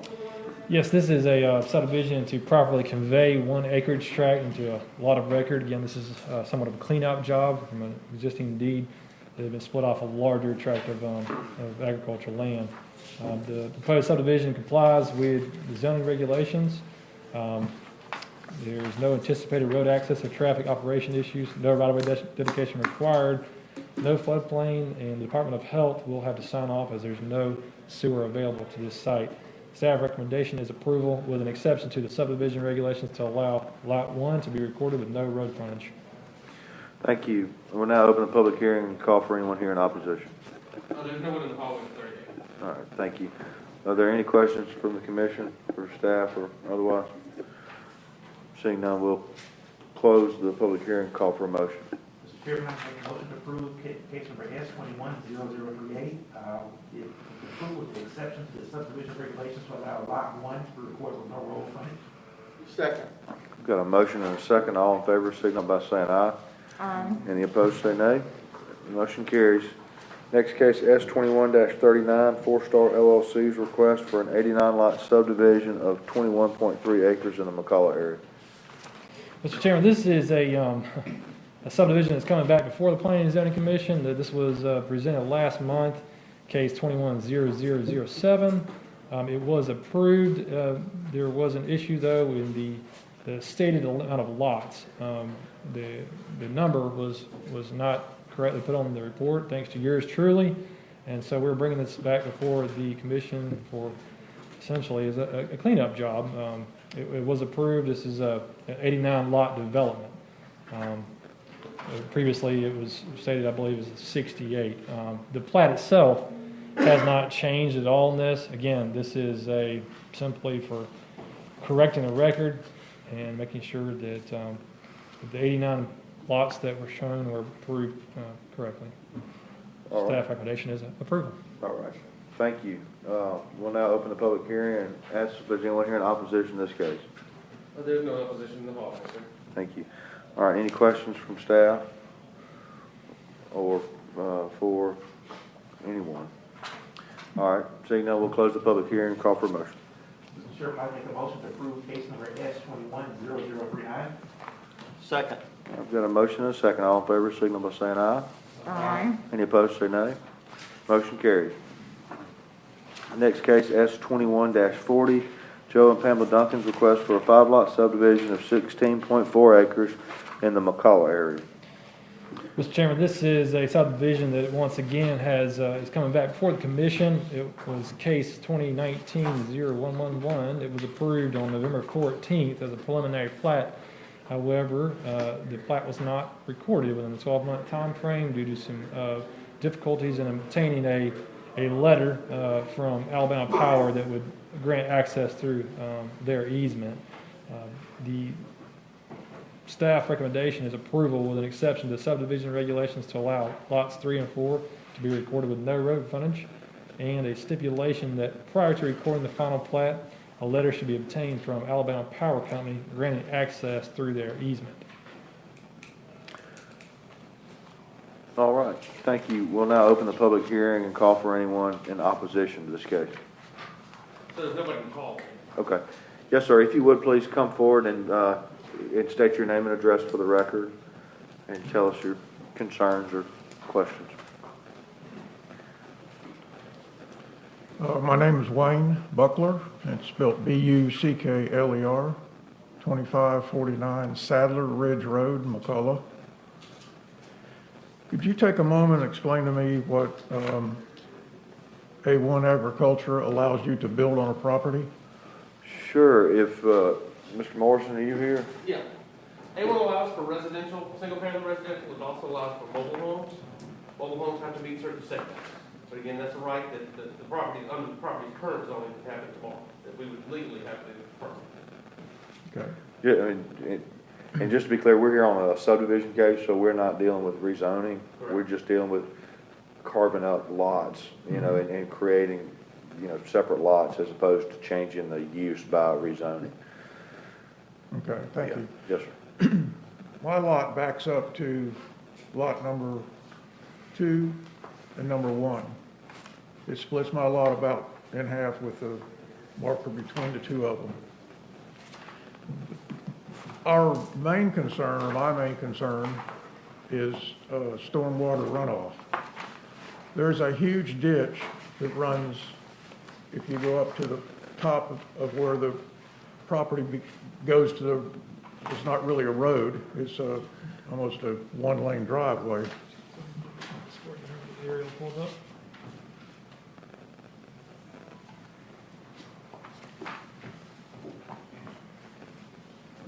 I'm gonna learn where we are here. Your house is here. This is Turner's house. Can y'all show us with the mouse so we can have, we're all on the same I believe page? that's your house there. That's it. I'm trying to find, this is our street here. Mr. Andrews, is that his house where the mouse was? Okay, so we're looking So at, yeah, his house is. The house. Okay. I guess this would be my, And there's the topography-wise, cul-de-sac, I it goes, guess. Mr. Martin, topography-wise, which way I is guess that would be my house uphill? right there, I reckon. The high point's up here on the corner of the road. They're going to be downhill. Okay. Okay, so It's downhill of. That's the cul-de-sac of Saddle Ridge Road, right? So, Okay, so this would, Mr. Buckler's property is uphill of the property? He's downhill. Okay. yeah, I'm downhill. Anyway, what I was trying to say is up here where, I get, there's not really a road there, it's just like a little one-lane gravel road, I guess you want to call it that. But for my property looking up to the top of the hill, and that's a grade of probably anywhere from 15 to 18 feet, there is a huge ditch that runs all the way across. Can we get back to the lots? I think it might be easier for me to show this. There's actually 3 ditches, but there's a ditch that runs about, runs about right through here. And it's roughly, down in here, it's roughly around 3 to 4 feet deep. It's been grooved into the land from water runoff. There's another ditch beside it over here, and there's another one over here that are smaller. And all those drain onto my property, and then all that water goes off into another gentleman that's here. I had to last fall. My basement flooded 3 times last year in January and February within a 5-week period. So I spent about $15,000 last year revamping my property to help drain water that comes from up in here. It comes up in here, comes down across my property and also over here with the house that's next door to me to help move this water around my property to get it to drain to the natural drain that goes down across and into a cistern that goes across the end of the cul-de-sac and out the back of the neighborhood. So I guess my concern, one concern is stormwater drain off. And the other thing is in the property to sell, it's concerning as to what type of property, what type of home would be built on a piece of property where there's not even really a road. I mean, it's not even a paved road that goes to two of these pieces of property. Or actually, there's not a paved road that goes to any of it. Out on Eastern Valley, when you come across here, it comes across, it's just a gravel street, road, whatever you want to call it. I don't know who maintains it, but somebody does, I guess. There's a house right here. That's a what you call a single family dwelling, and then all of the houses down through Saddler Ridge Road are 19 homes, single family homes. So one of our concerns is what might be built on these lots with being an A1 agriculture. So that's my concern is stormwater runoff. That's the biggest thing. Because if you start moving trees and taking ground foliage away, you're going to increase that water, start putting driveways and that sort of thing up through there. You're going to really increase the water coming off that hill. And it's a hill. It's a big hill. This whole property is all hill up in here. And it just comes, you stand out the back of my house and look like this, and it just comes like this. So I had to move that water to get it away from my house. So. All right. Thank you, sir. All right. Thank you very much. Sir, will you also wish to speak on in opposition to this case? If you would, please state your name and address for the record. My name is James Nelson, 2552 Saddler Ridge. I have the same concern as Mr. Wayne as far as the water runoff.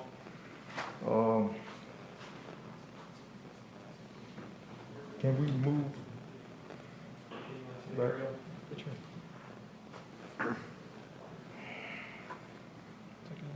Yeah, that's fine. Okay, this is my home. Mr. Wayne's here. Like he was saying, that area is elevated and the water runoff floods my yard every time. So what are they going to do about that is the concern that I have. And also, as far as maybe what are they going to do to separate the privacy? If they build something there, they're going to be maybe, there won't be anything there in order to separate the privacy from our yard from their yard. If the house is there, they're going to be looking directly into my yard. But the main concern is the water runoff. My yard floods. Any type of 2 to 3 inches of rain constantly, I have multiple puddles, multiple ponds, lakes in my backyard. And a lot of that is due to that runoff from that hill being there right here in this area. And also, like Mr. Wayne was saying, there is a culvert here that runs over under the Macashan Ridge here, on Macashan Drive here, and goes into this man's property here. If they could possibly tie into that some kind of way, that would help, because this guy over here has cattle. So I'm not saying that he doesn't have an issue because he has cattle, but the water could be some benefit to him right, as opposed to a nuisance to you. Correct. Yes, sir. Yes. So that's My concern. All right, thank you. Was your name Nelson, is that right? Yes. All right, thank you, My Mr. name's Nelson. Nelson. Appreciate it. Is there anyone else here in opposition to this case? Seeing none, Mr. Perry, are you here for the applicant? Yes, sir. All right, is the applicant here too? No, sir. All right. If you would please, if you come up, oh, I'm sorry, you're here in opposition too? I'm not in opposition, but I would like to address the commission. Certainly.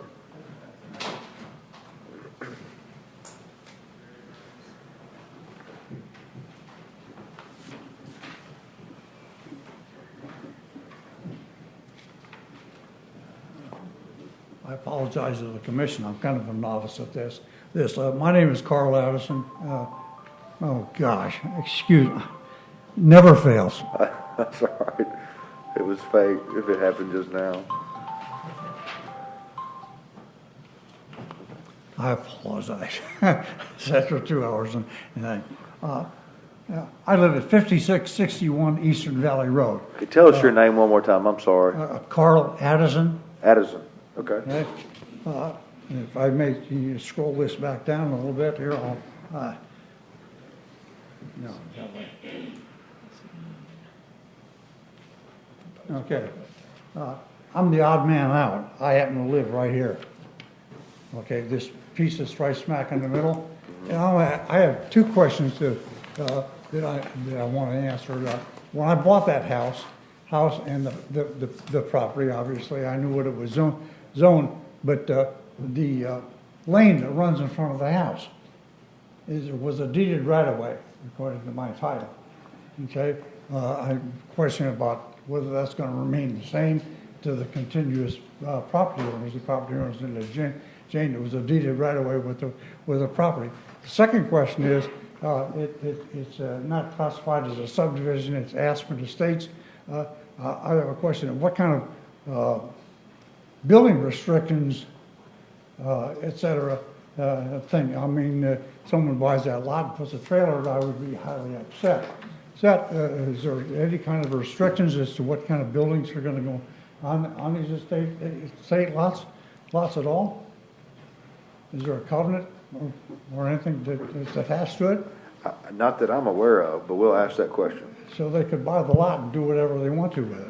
We'll see. That remains to be seen. I don't, just personally, I don't know the answer to that question, but I have that written down. We'll have staff answer. Well, I'm concerned primarily about property values. You know, I'm sitting right in the middle of this thing, and Saddle Ridge is right behind me, and those are expensive upscale homes, as is mine, and I would not like to see someone, buy a piece of property and turn it into a chicken farm or put a trailer on it. Sure. Okay, I'm really concerned about that. Yeah. And that would be the only opposition I would have. And the gravel drive, what happens to that gravel drive? Is that everybody in and out of that thing? Is there any chance for that to be paid and developed and so forth? I just have those questions. Sure. We'll ask Mr. Perry, who's the surveyor for the applicant, to answer those questions to the best that he can. I can tell you, though, Mr. Addison, that we're here not on a rezoning case, and the best way I can say is we're not here to decide how the property is to be used, whether it's for a chicken farm or for a house or for what. Unfortunately, that's already been determined by the existing zoning. Okay, but what we're here today is to figure out whether this property should be allowed to be carved up into these separate lots with this layout and that sort of thing. So we're really, use is not something that's really in our purview today. But we'll certainly see that we can get your questions answered for you, okay? Okay, I appreciate that. Sure, absolutely, yeah. Thank you. Yes, sir. Let's ask that first. I mean, I see that in our packet, zoning and subdivision history, we've got not applicable, but we've seen this case before.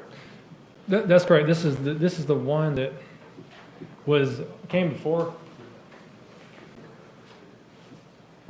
This was approved in 2019 preliminary. This is the same exact plat. It was approved with the same exception to the subdivision regulations and the stipulation, but there's a 12-month delay, or excuse me, a 12-month expiration period, and that has surpassed, so that's why we have to bring it back before the Planning and Zoning Commission today for a reapproval. Okay. And as far as zoning is concerned, this is zoned A1. Do we know when it was zoned A1? Michael? I believe that's the initial zoning. Which would be in the 90s? No, which would have been in the 40s. Oh, well, okay. All right, well, we know what maybe uses could be available. Any under A1, which would Anything, include? yeah, it's unrestricted A1 as much as that area is.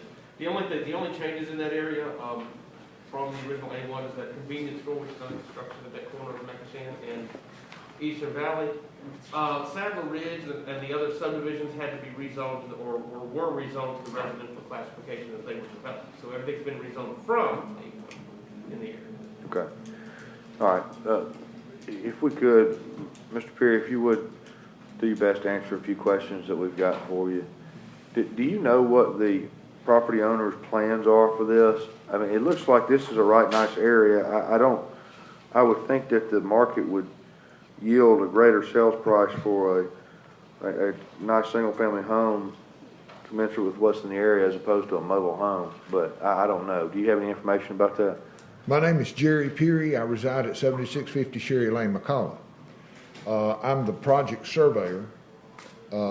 In regard to the type housing or buildings that my client does not intend to build any of these. The intent is to sell. There is an existing residence on Lot 5. That's the reason it's held out as a future development. But my client would have, once sold, would have no control over what was actually placed on the property. However, Jefferson County does with the zoning ordinance. Okay. Did that answer your question, or did I? It does. I think no, you did. The answer to the question was you don't know what the intent is. He just intends to sell them, and for what purpose, you don't know. Well, he intends to sell these for home sites, but I can purchase it as a home site, and I'm under A1 zoning, and unless I have a contractual agreement, to do something, I'm free to roam the zoning ordinance and see what I can do. Yes, sir. I understand. Mr. Chairman, I have a question. Yes, Mr. Lowry, go right ahead. Thank you. Sir, I had a question, and Mr. Martin talked about it. So previously this was approved, and there was a delay in obtaining the access permission letter from Alabama Power before the 12-month expiration. Has that permission since been obtained?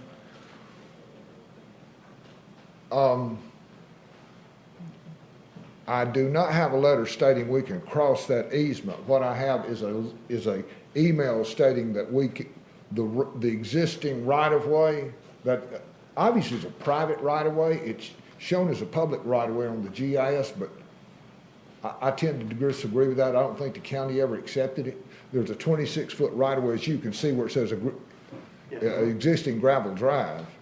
I have an email that Alabama Power Transmission folks sent me saying that they have no issue with the driveways as it was. I'll read it.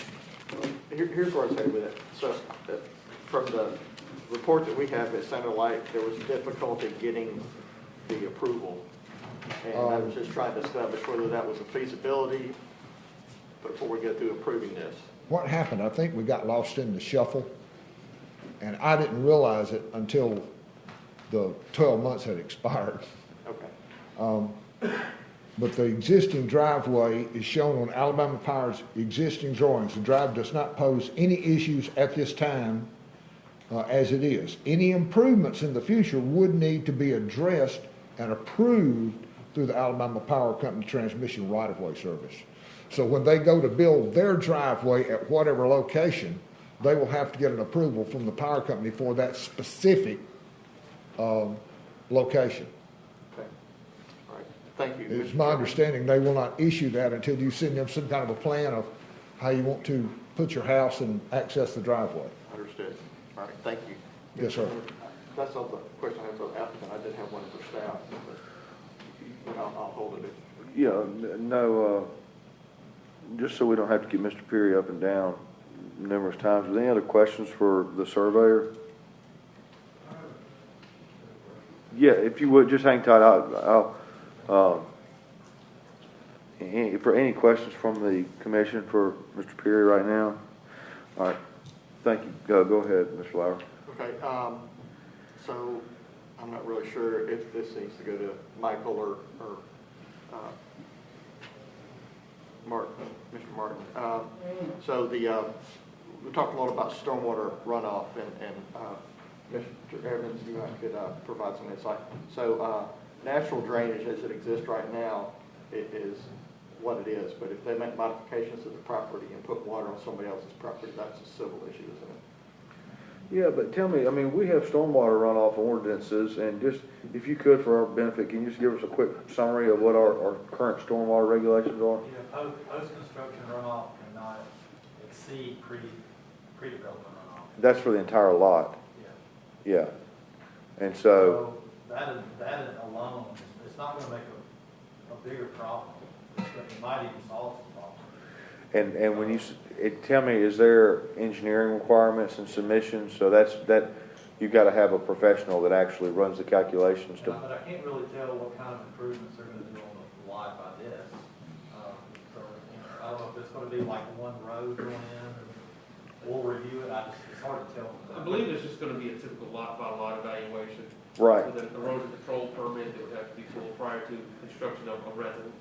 And so even though the lot sizes are 3.8 acres, 5.3 acres, and fairly 2.5, fairly good sized lots, at the building permit phase, they would have to come and prove that their post-construction runoff would be equal to or less than the pre-construction runoff, so that there wouldn't be any additional adverse effect. Back up a little. So if they come in for each individual lot, and the disturbed area is less than 1 acre, they don't have to meet our post-construction requirements.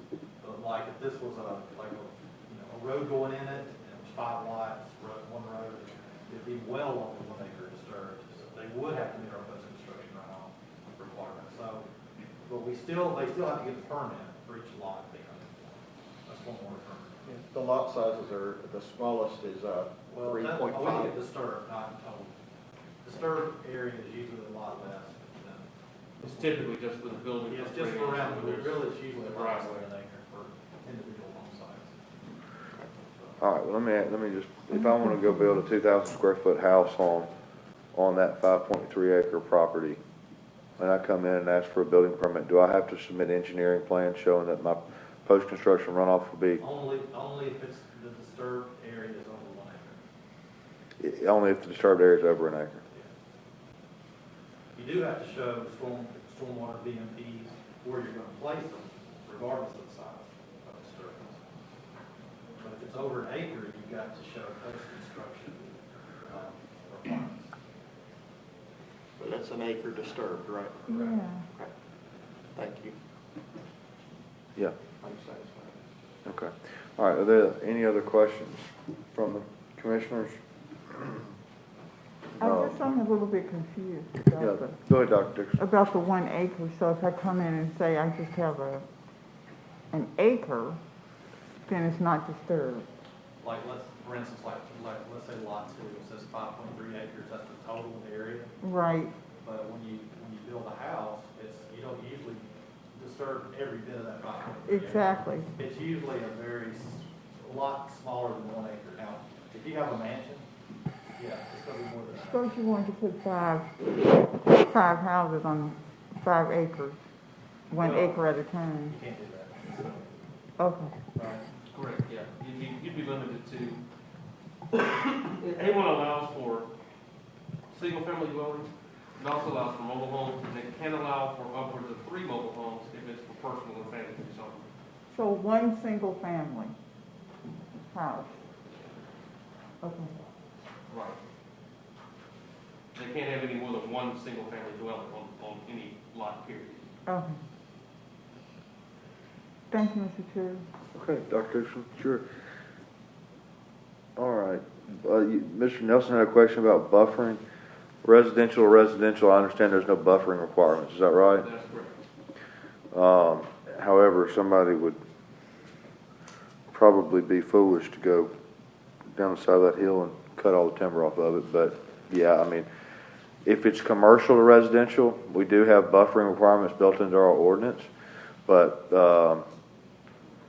you know, those things we can ask for enhanced buffering in connection with zoning cases, but just with subdivision cases, we typically, that's not allowed, is it? Enhanced buffering because it's residential. And that's what, you know, I know you get a flyer in the mail and you say, what is, you know, this is a subdivision case, but this is us literally dividing up the property as opposed to dictating uses and things like that. And so, you know, and I didn't mention this earlier, and I don't want to, you know, delay things or anything, but just so you understand, the subdivision process is different than the zoning process. With zoning cases, we can use our judgment more. We're much more flexible on what we decide. It's a legislative decision, and that's, we've got a lot of deference on how to consider those cases. In a subdivision case, it's more of an administrative process where there are set criteria in the ordinance that say you've got to abide by these conditions, like minimum lot sizes, frontages, the connectivity, those sorts of criteria. And if you meet those criteria, then we don't really have the discretion as such to rule in those cases, and so, or to rule against those cases. In other words, our hands kind of are tied by our existing regulations. And you know, I've got a staff report before me that says this complies with the county's regulations. And Mr. Martin, that's right. I mean, this complies with the county's regulations with the exception of the road frontages on lots 3 and 4. But we, you know, there's an easement here that appears to be provided to, you know, cure that issue. And so, anyway, that's just kind of the analysis that you got to go through. But as Mr. Lowry hinted to, yeah, this is in the county. There's some different sets of subdivision. There's some different surface water runoff rules that apply in the county than that apply in the city. But if you've got an adverse impact by runoff from an uphill neighbor, then you know that's really a civil matter that is outside, I think, of what our role is here. But that's me speaking personally. I know there may be other members of the commission here, but I just want to give you an idea. That's what's going through my head, and that's the analysis that I'm kind of tied to, just so everybody understands. Sorry, you had another question. If you please, just so we'll have the microphone, because there's people could be listening online too. My question is if Mr. Duncan sells Lot 2 and said party has to get permits to build a house, will there be a stormwater runoff evaluation? And from what I've been told, there should be. In that type of situation, the way that land is made. There will be a stormwater permit issued regardless of the disturbed area. I'm sorry? There will be a stormwater permit issued regardless of the disturbed area. Okay. But if it's over 1 acre disturbed, then it goes to another level, which is called post-construction. So it just all depends. Okay. I was just wanted to make sure. That's what I was told. My across the street neighbor had to go through all this. He's got 13 acres over there, and he had a heck of a time getting the stormwater runoff taken care of. He had to put in all kind of piping and all kind of stuff. And that's what he's told me about this property. He said, good. We don't necessarily do anything with it now. Mr. Duncan can sell all those lots, but whoever goes in there and starts to develop one of those lots or all of them, then they would have to get these permits. And that's what we banking on, or there's going to have to be something done to channel that water away from us. So right. I appreciate it. Yes, sir. Thank you. All right. Are there any other questions from the commission? Seeing none, we'll close the public hearing. Call for a motion, please. Mr. Chairman, I'd like to make a motion to approve case number S210040 with the following stipulations. Number 1, an exception to the subdivision regulation to allow lots 3 and 4 to be recorded with no road frontage. And number 2, a stipulation that prior to recording of the final plat, A letter shall be obtained from Alabama Power Company granting access to their easement. Second. I've got a motion properly seconded. All in favor, signal by saying aye. Aye. Any opposed, say no. Motion carries. All right. Our next case is subdivision case S21-41, Christian Bishop's request for a two-lot subdivision of 5.2 acres in the Shady Grove area. Okay. This is a proposed subdivision to split 1 acreage tract into 2 lots of record for residential use. You see in the dark lines there, the portion, creating 2 rectangular shaped lots. Staff has completed a review of this. It complies with zoning regulations. There's no anticipated road access or traffic operation issues. No right-of-way dedication will be required. No floodplain, and the Department of Health will have to sign off as there is no sewer available. Staff recommendation is approval with an exception to the subdivision regulations to allow lots 1 and 2 to be recorded with no road frontage. Thank you, Mr. Martin. We'll now open the public hearing and call for anyone here in opposition to come forward, please. There's no one in the hallway but applicants for other cases. All right, thank you. Are there any questions from the commission for the applicant or for staff? All right, seeing none, let's close the public hearing and call for a motion, please. Mr. Chairman, I make a motion to approve case number S21-0041 on filed regulations, the approval of the exception to the subdivision regulations to allow lots 1 and 2 to record with no one road frontage. Second. Got a motion properly seconded. All in favor, signal by saying aye. Aye. Any opposed, say nay. Motion carries.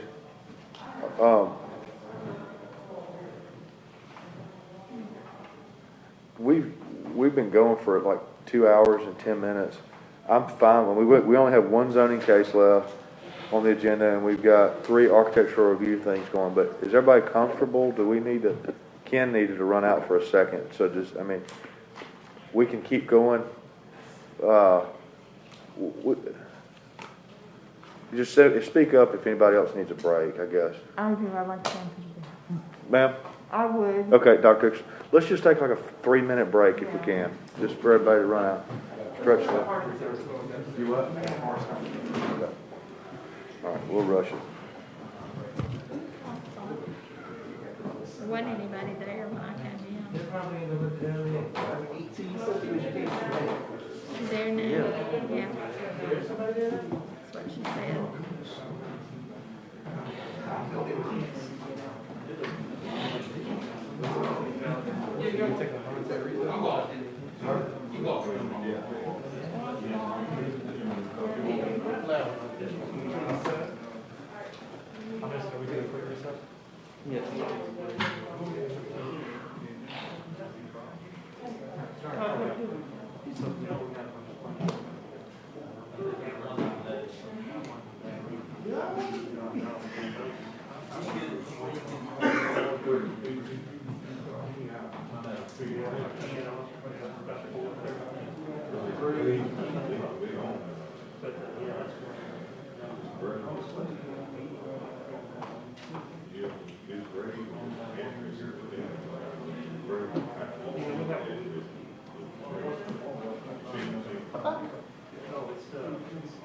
Such a good idea.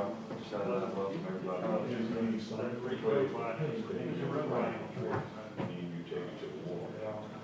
was the fastest break.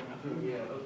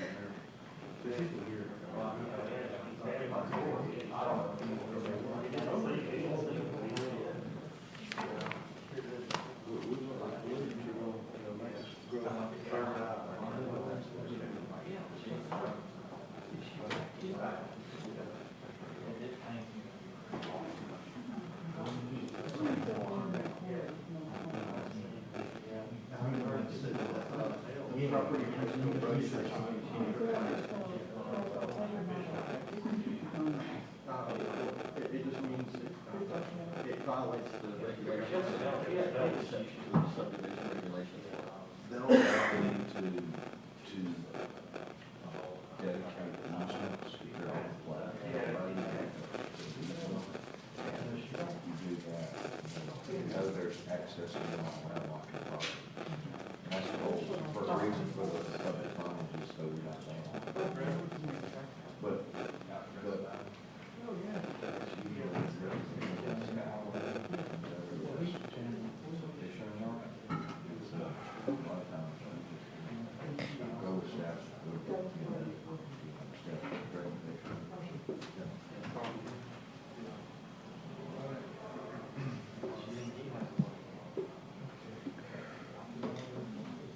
All right, if everybody could try to start shuffling back in, we can get going again.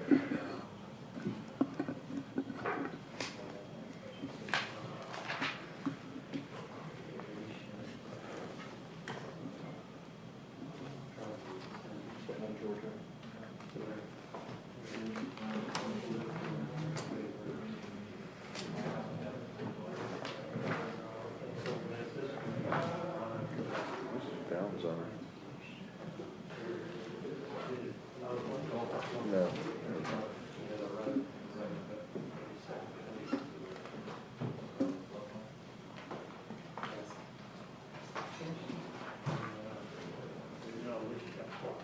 Industrial.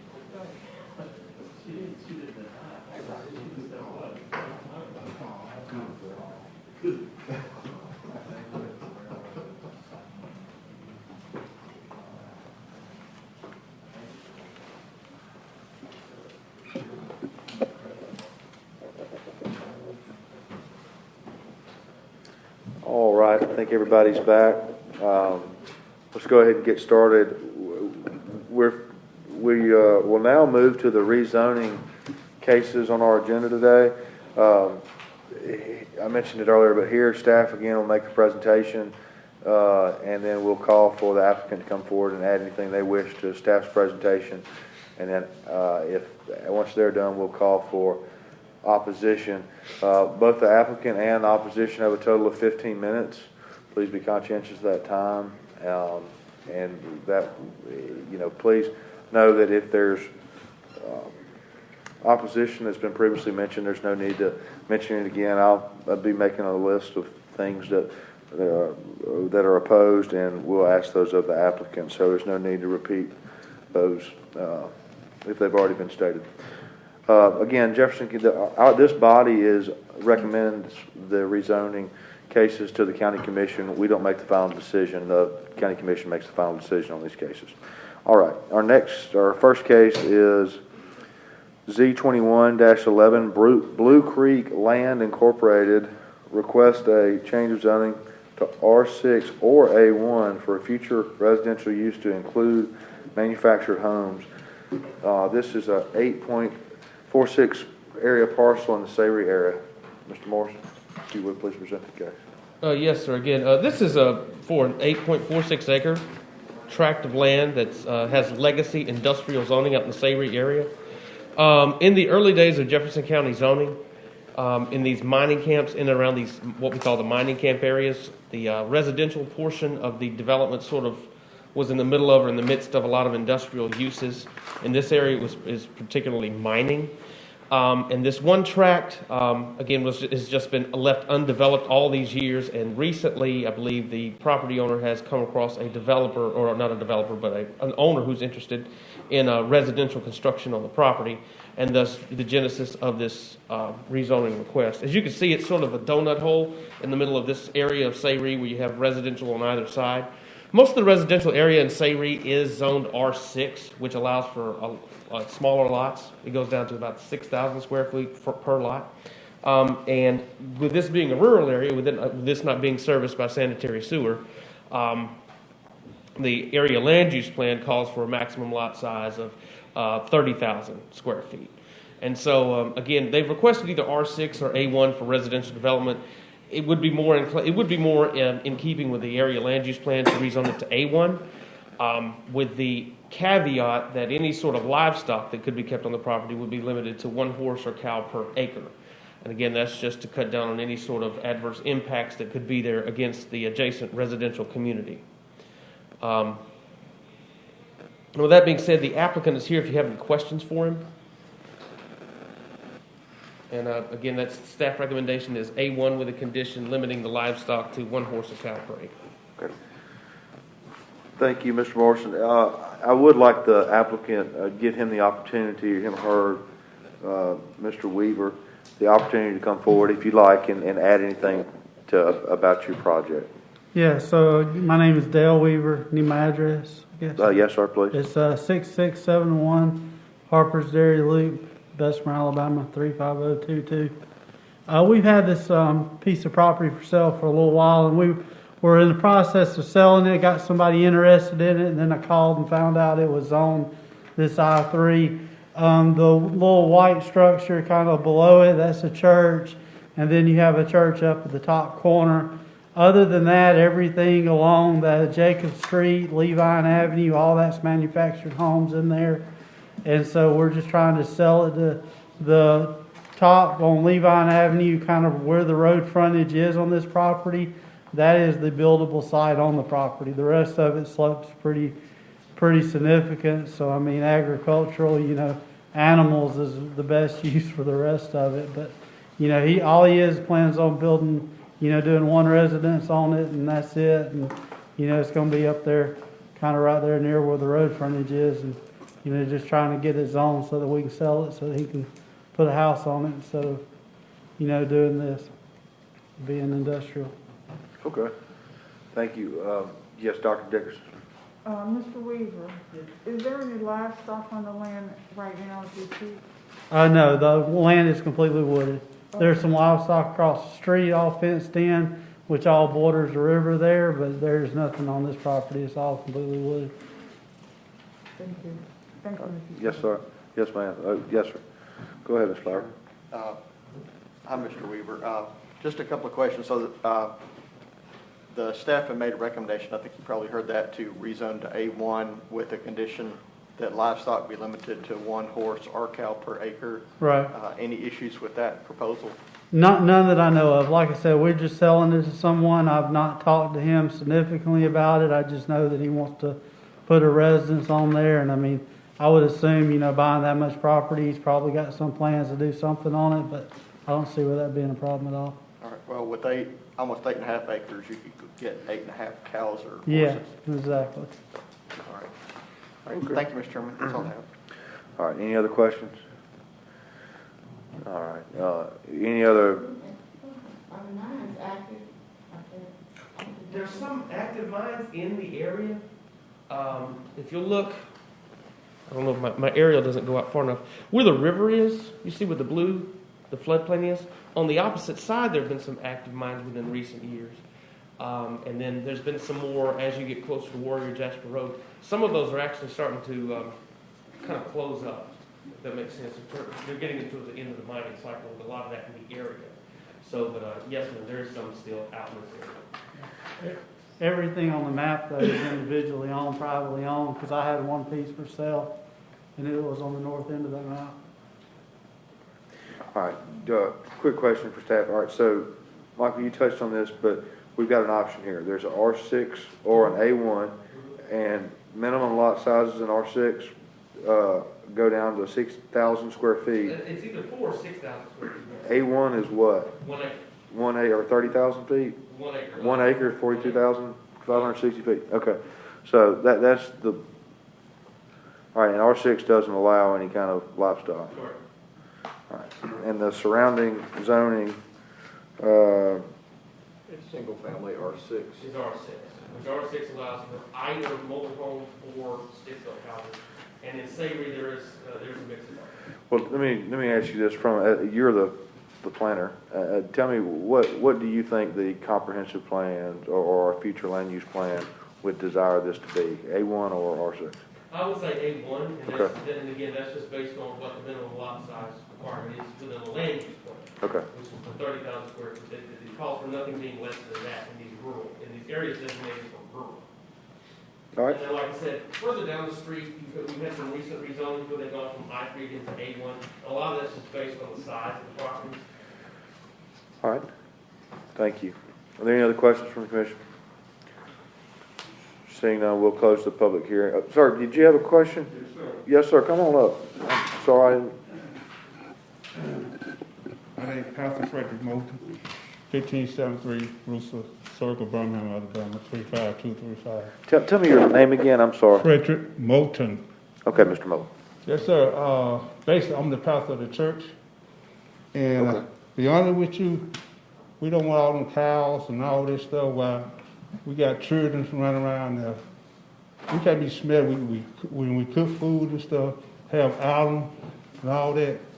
You talking about putting cows and all that stuff, we don't want to smell that stuff. So basically what we saying, I got a lot of plans. I bought a church about 2 years ago. I got a lot of plans for that.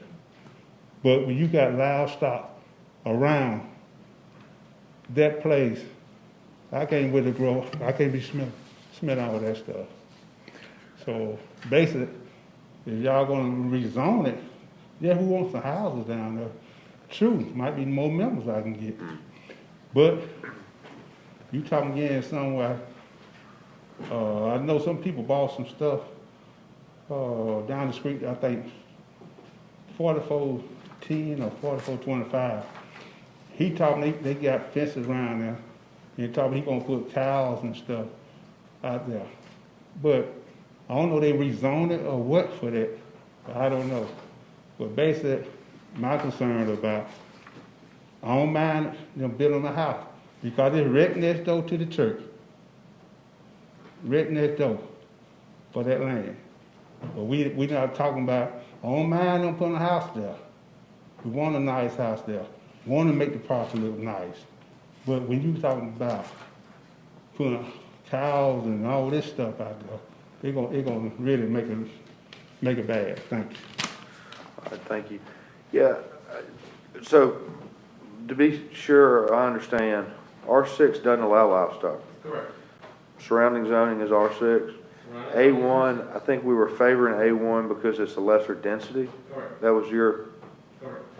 And then, like I said, when it speaks to agricultural uses in the land use plan, that language limiting the number of either livestock or horses to 1 per acre is specifically mentioned within the land, general policies of land use plan. Okay, and so that's what procedurally here, I mean, what if there's a motion made for this to be changed to A1 and that motion fails? Can we then vote on, consider whether an R6 would be recommended by this body? Correct. Okay. Mr. Chairman, I have a follow-up, if you don't mind. Yeah, go ahead, Mr. Flower. So, Michael, the way it's written here, what was the actual applicant's request? The actual request was either A1 or R6. Okay, Mr. Chairman, do you mind if we have the applicant come up on? No, not at all. So, Mr. Weaver, so sorry to recycle it here, but, That's fine. so you applied for R6 or A1. Right.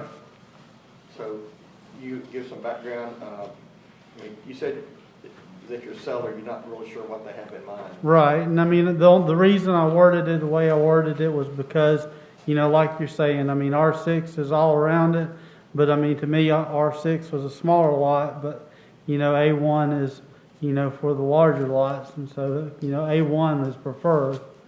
But I mean, yeah, that was the reason we put it out, is because all the R6 does touch it. And you don't have any idea about whether your potential buyer is interested in having livestock?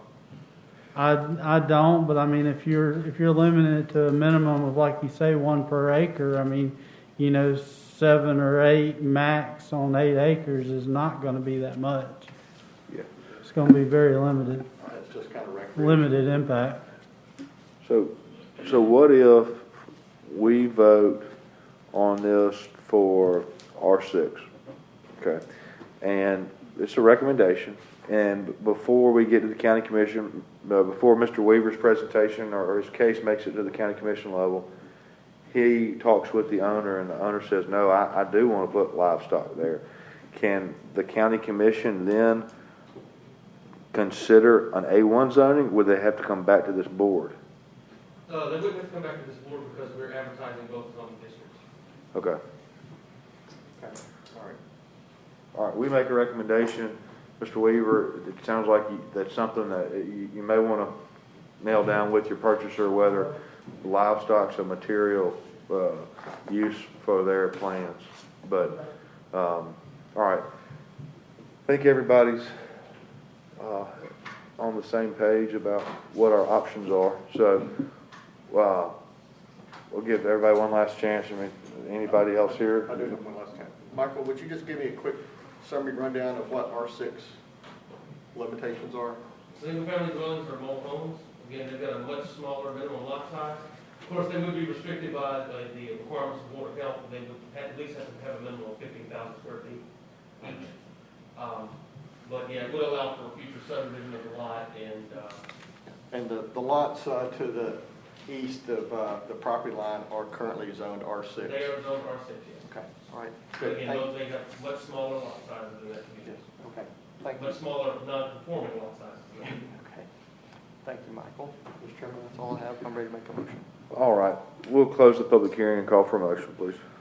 Mr. Chairman, I make a motion to recommend approval of zoning case Z210011 for a change of zoning to R6 single family. Second. I've got a motion properly seconded. All in favor signal by saying aye. Aye. Any opposed, say nay. Ayes have it. All right. The recommendation is R6 zoning, not agricultural. Thank you. All right, that was our only zoning case. Our next cases are architectural design approval cases. Our first case, we'll go ahead and begin, is Z1913 ANPR USA Incorporated's request for approval of a modification to an existing approved architectural design. Mr. Morrison, if you would please present the case for us. Yes, sir. This the architectural design for this facility was approved several months ago, shortly after the original rezoning of it. The building was under construction. We noticed a few things as they were getting close to completion. For instance, they had not put in the bottom brick veneer. And then after we got to looking at the architectural plans that were approved by the Planning and Zoning Commission, which is on the screen, it also mentioned the siding of being painted red. And what was constructed on the site was with a siding that has a beige, okay?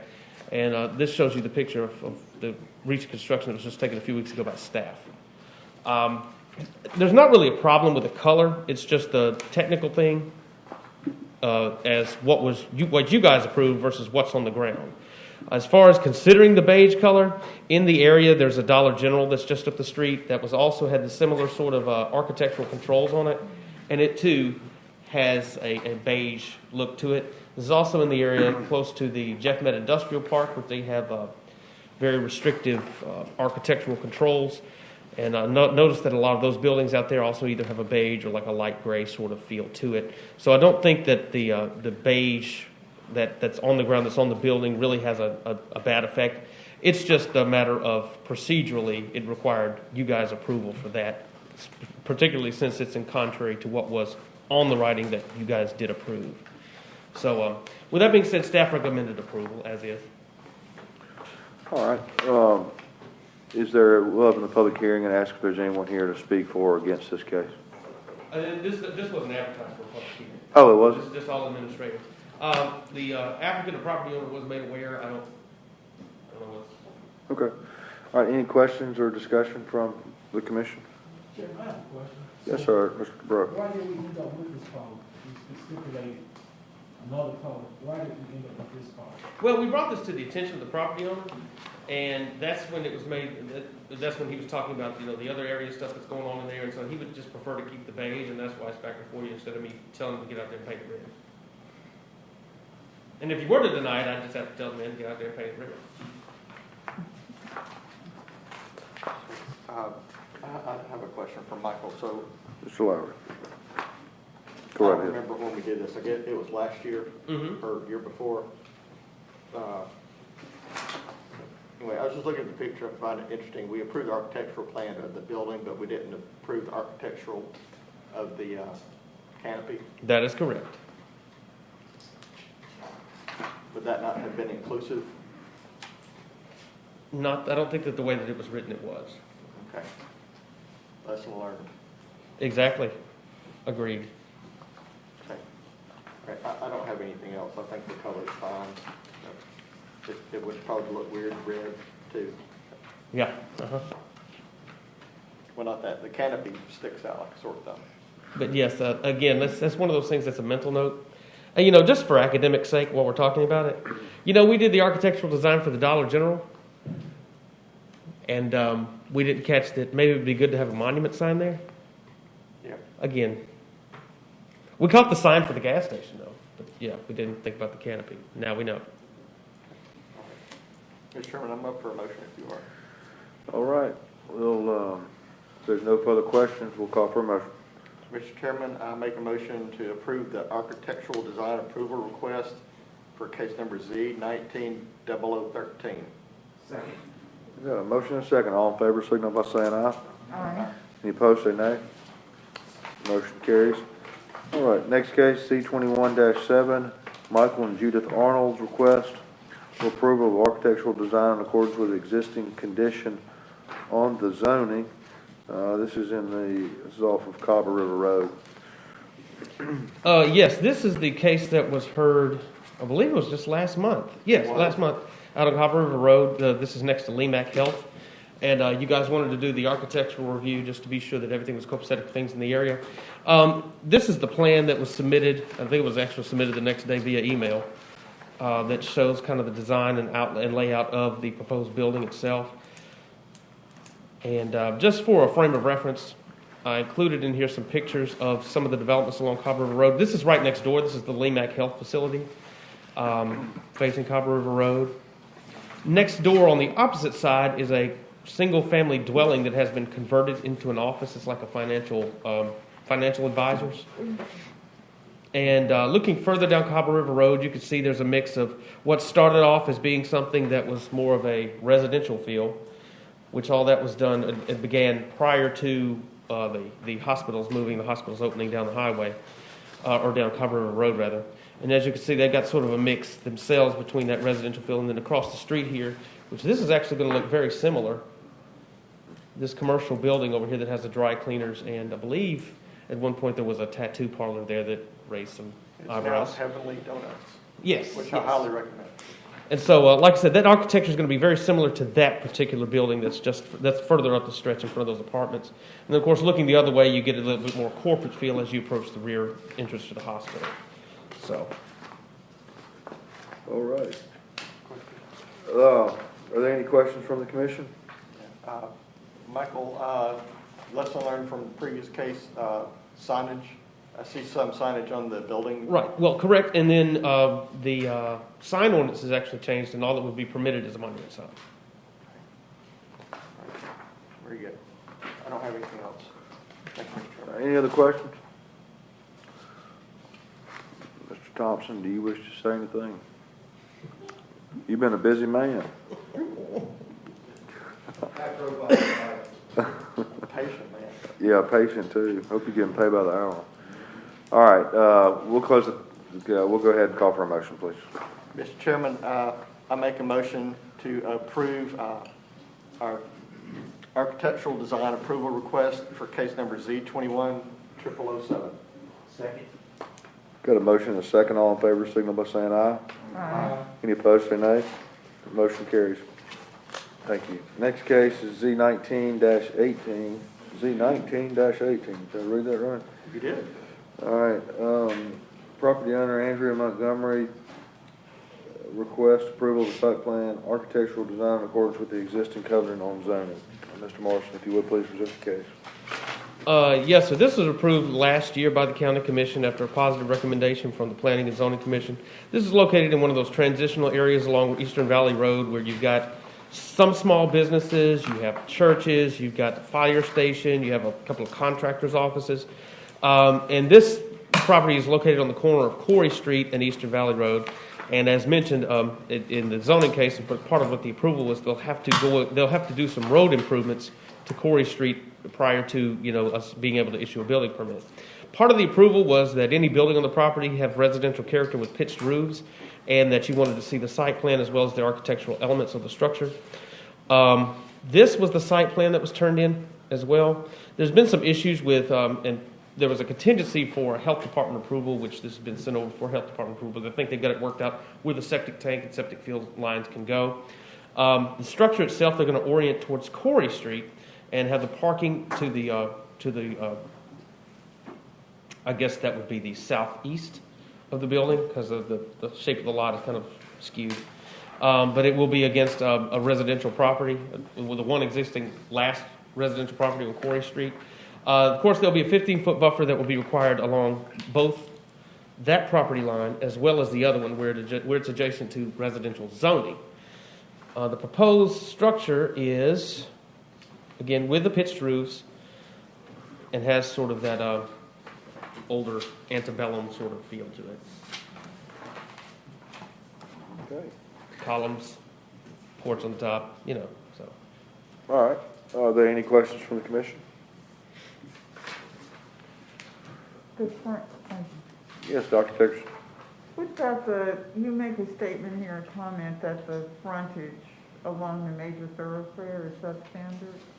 The frontage along Corey Street is Corey Street, yes, sorry. yes. It is substandard, and yes, they will be required to improve that portion of the street prior to being able to get permits. That was part of the conditions on the case. Okay.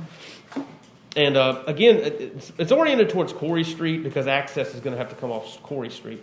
The way that the intersection works, it would be hard to, it's near about impossible to locate a driveway along Eastern Valley Road right in here between where Corey Street comes in, and there's a large drainage ditch that runs through the property that would have to be traversed and all this. So, I mean, this is sort of a way from getting away from that as well as trying to meet some standards for what traffic engineering is going to require of them. All right. Thank you. I have a question for Mike. Sir. Go ahead. He doesn't have to keep it exactly that way as far as his layout. The reason I ask, when he has a parking lot, that's where his field lines are going.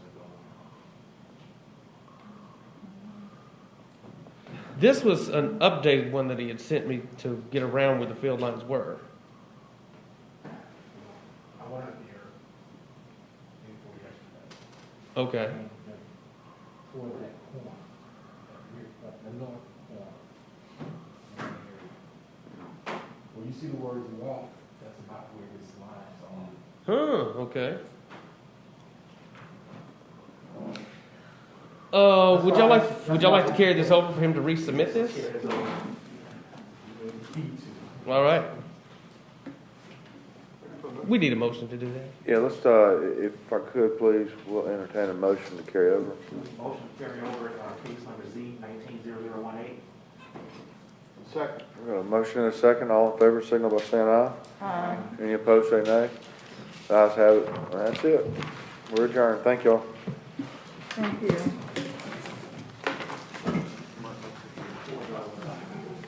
So what did they do? What did they do? This is going to be on 7th. See you next month. Right. So here's Eastern Valley, here's Corey Street.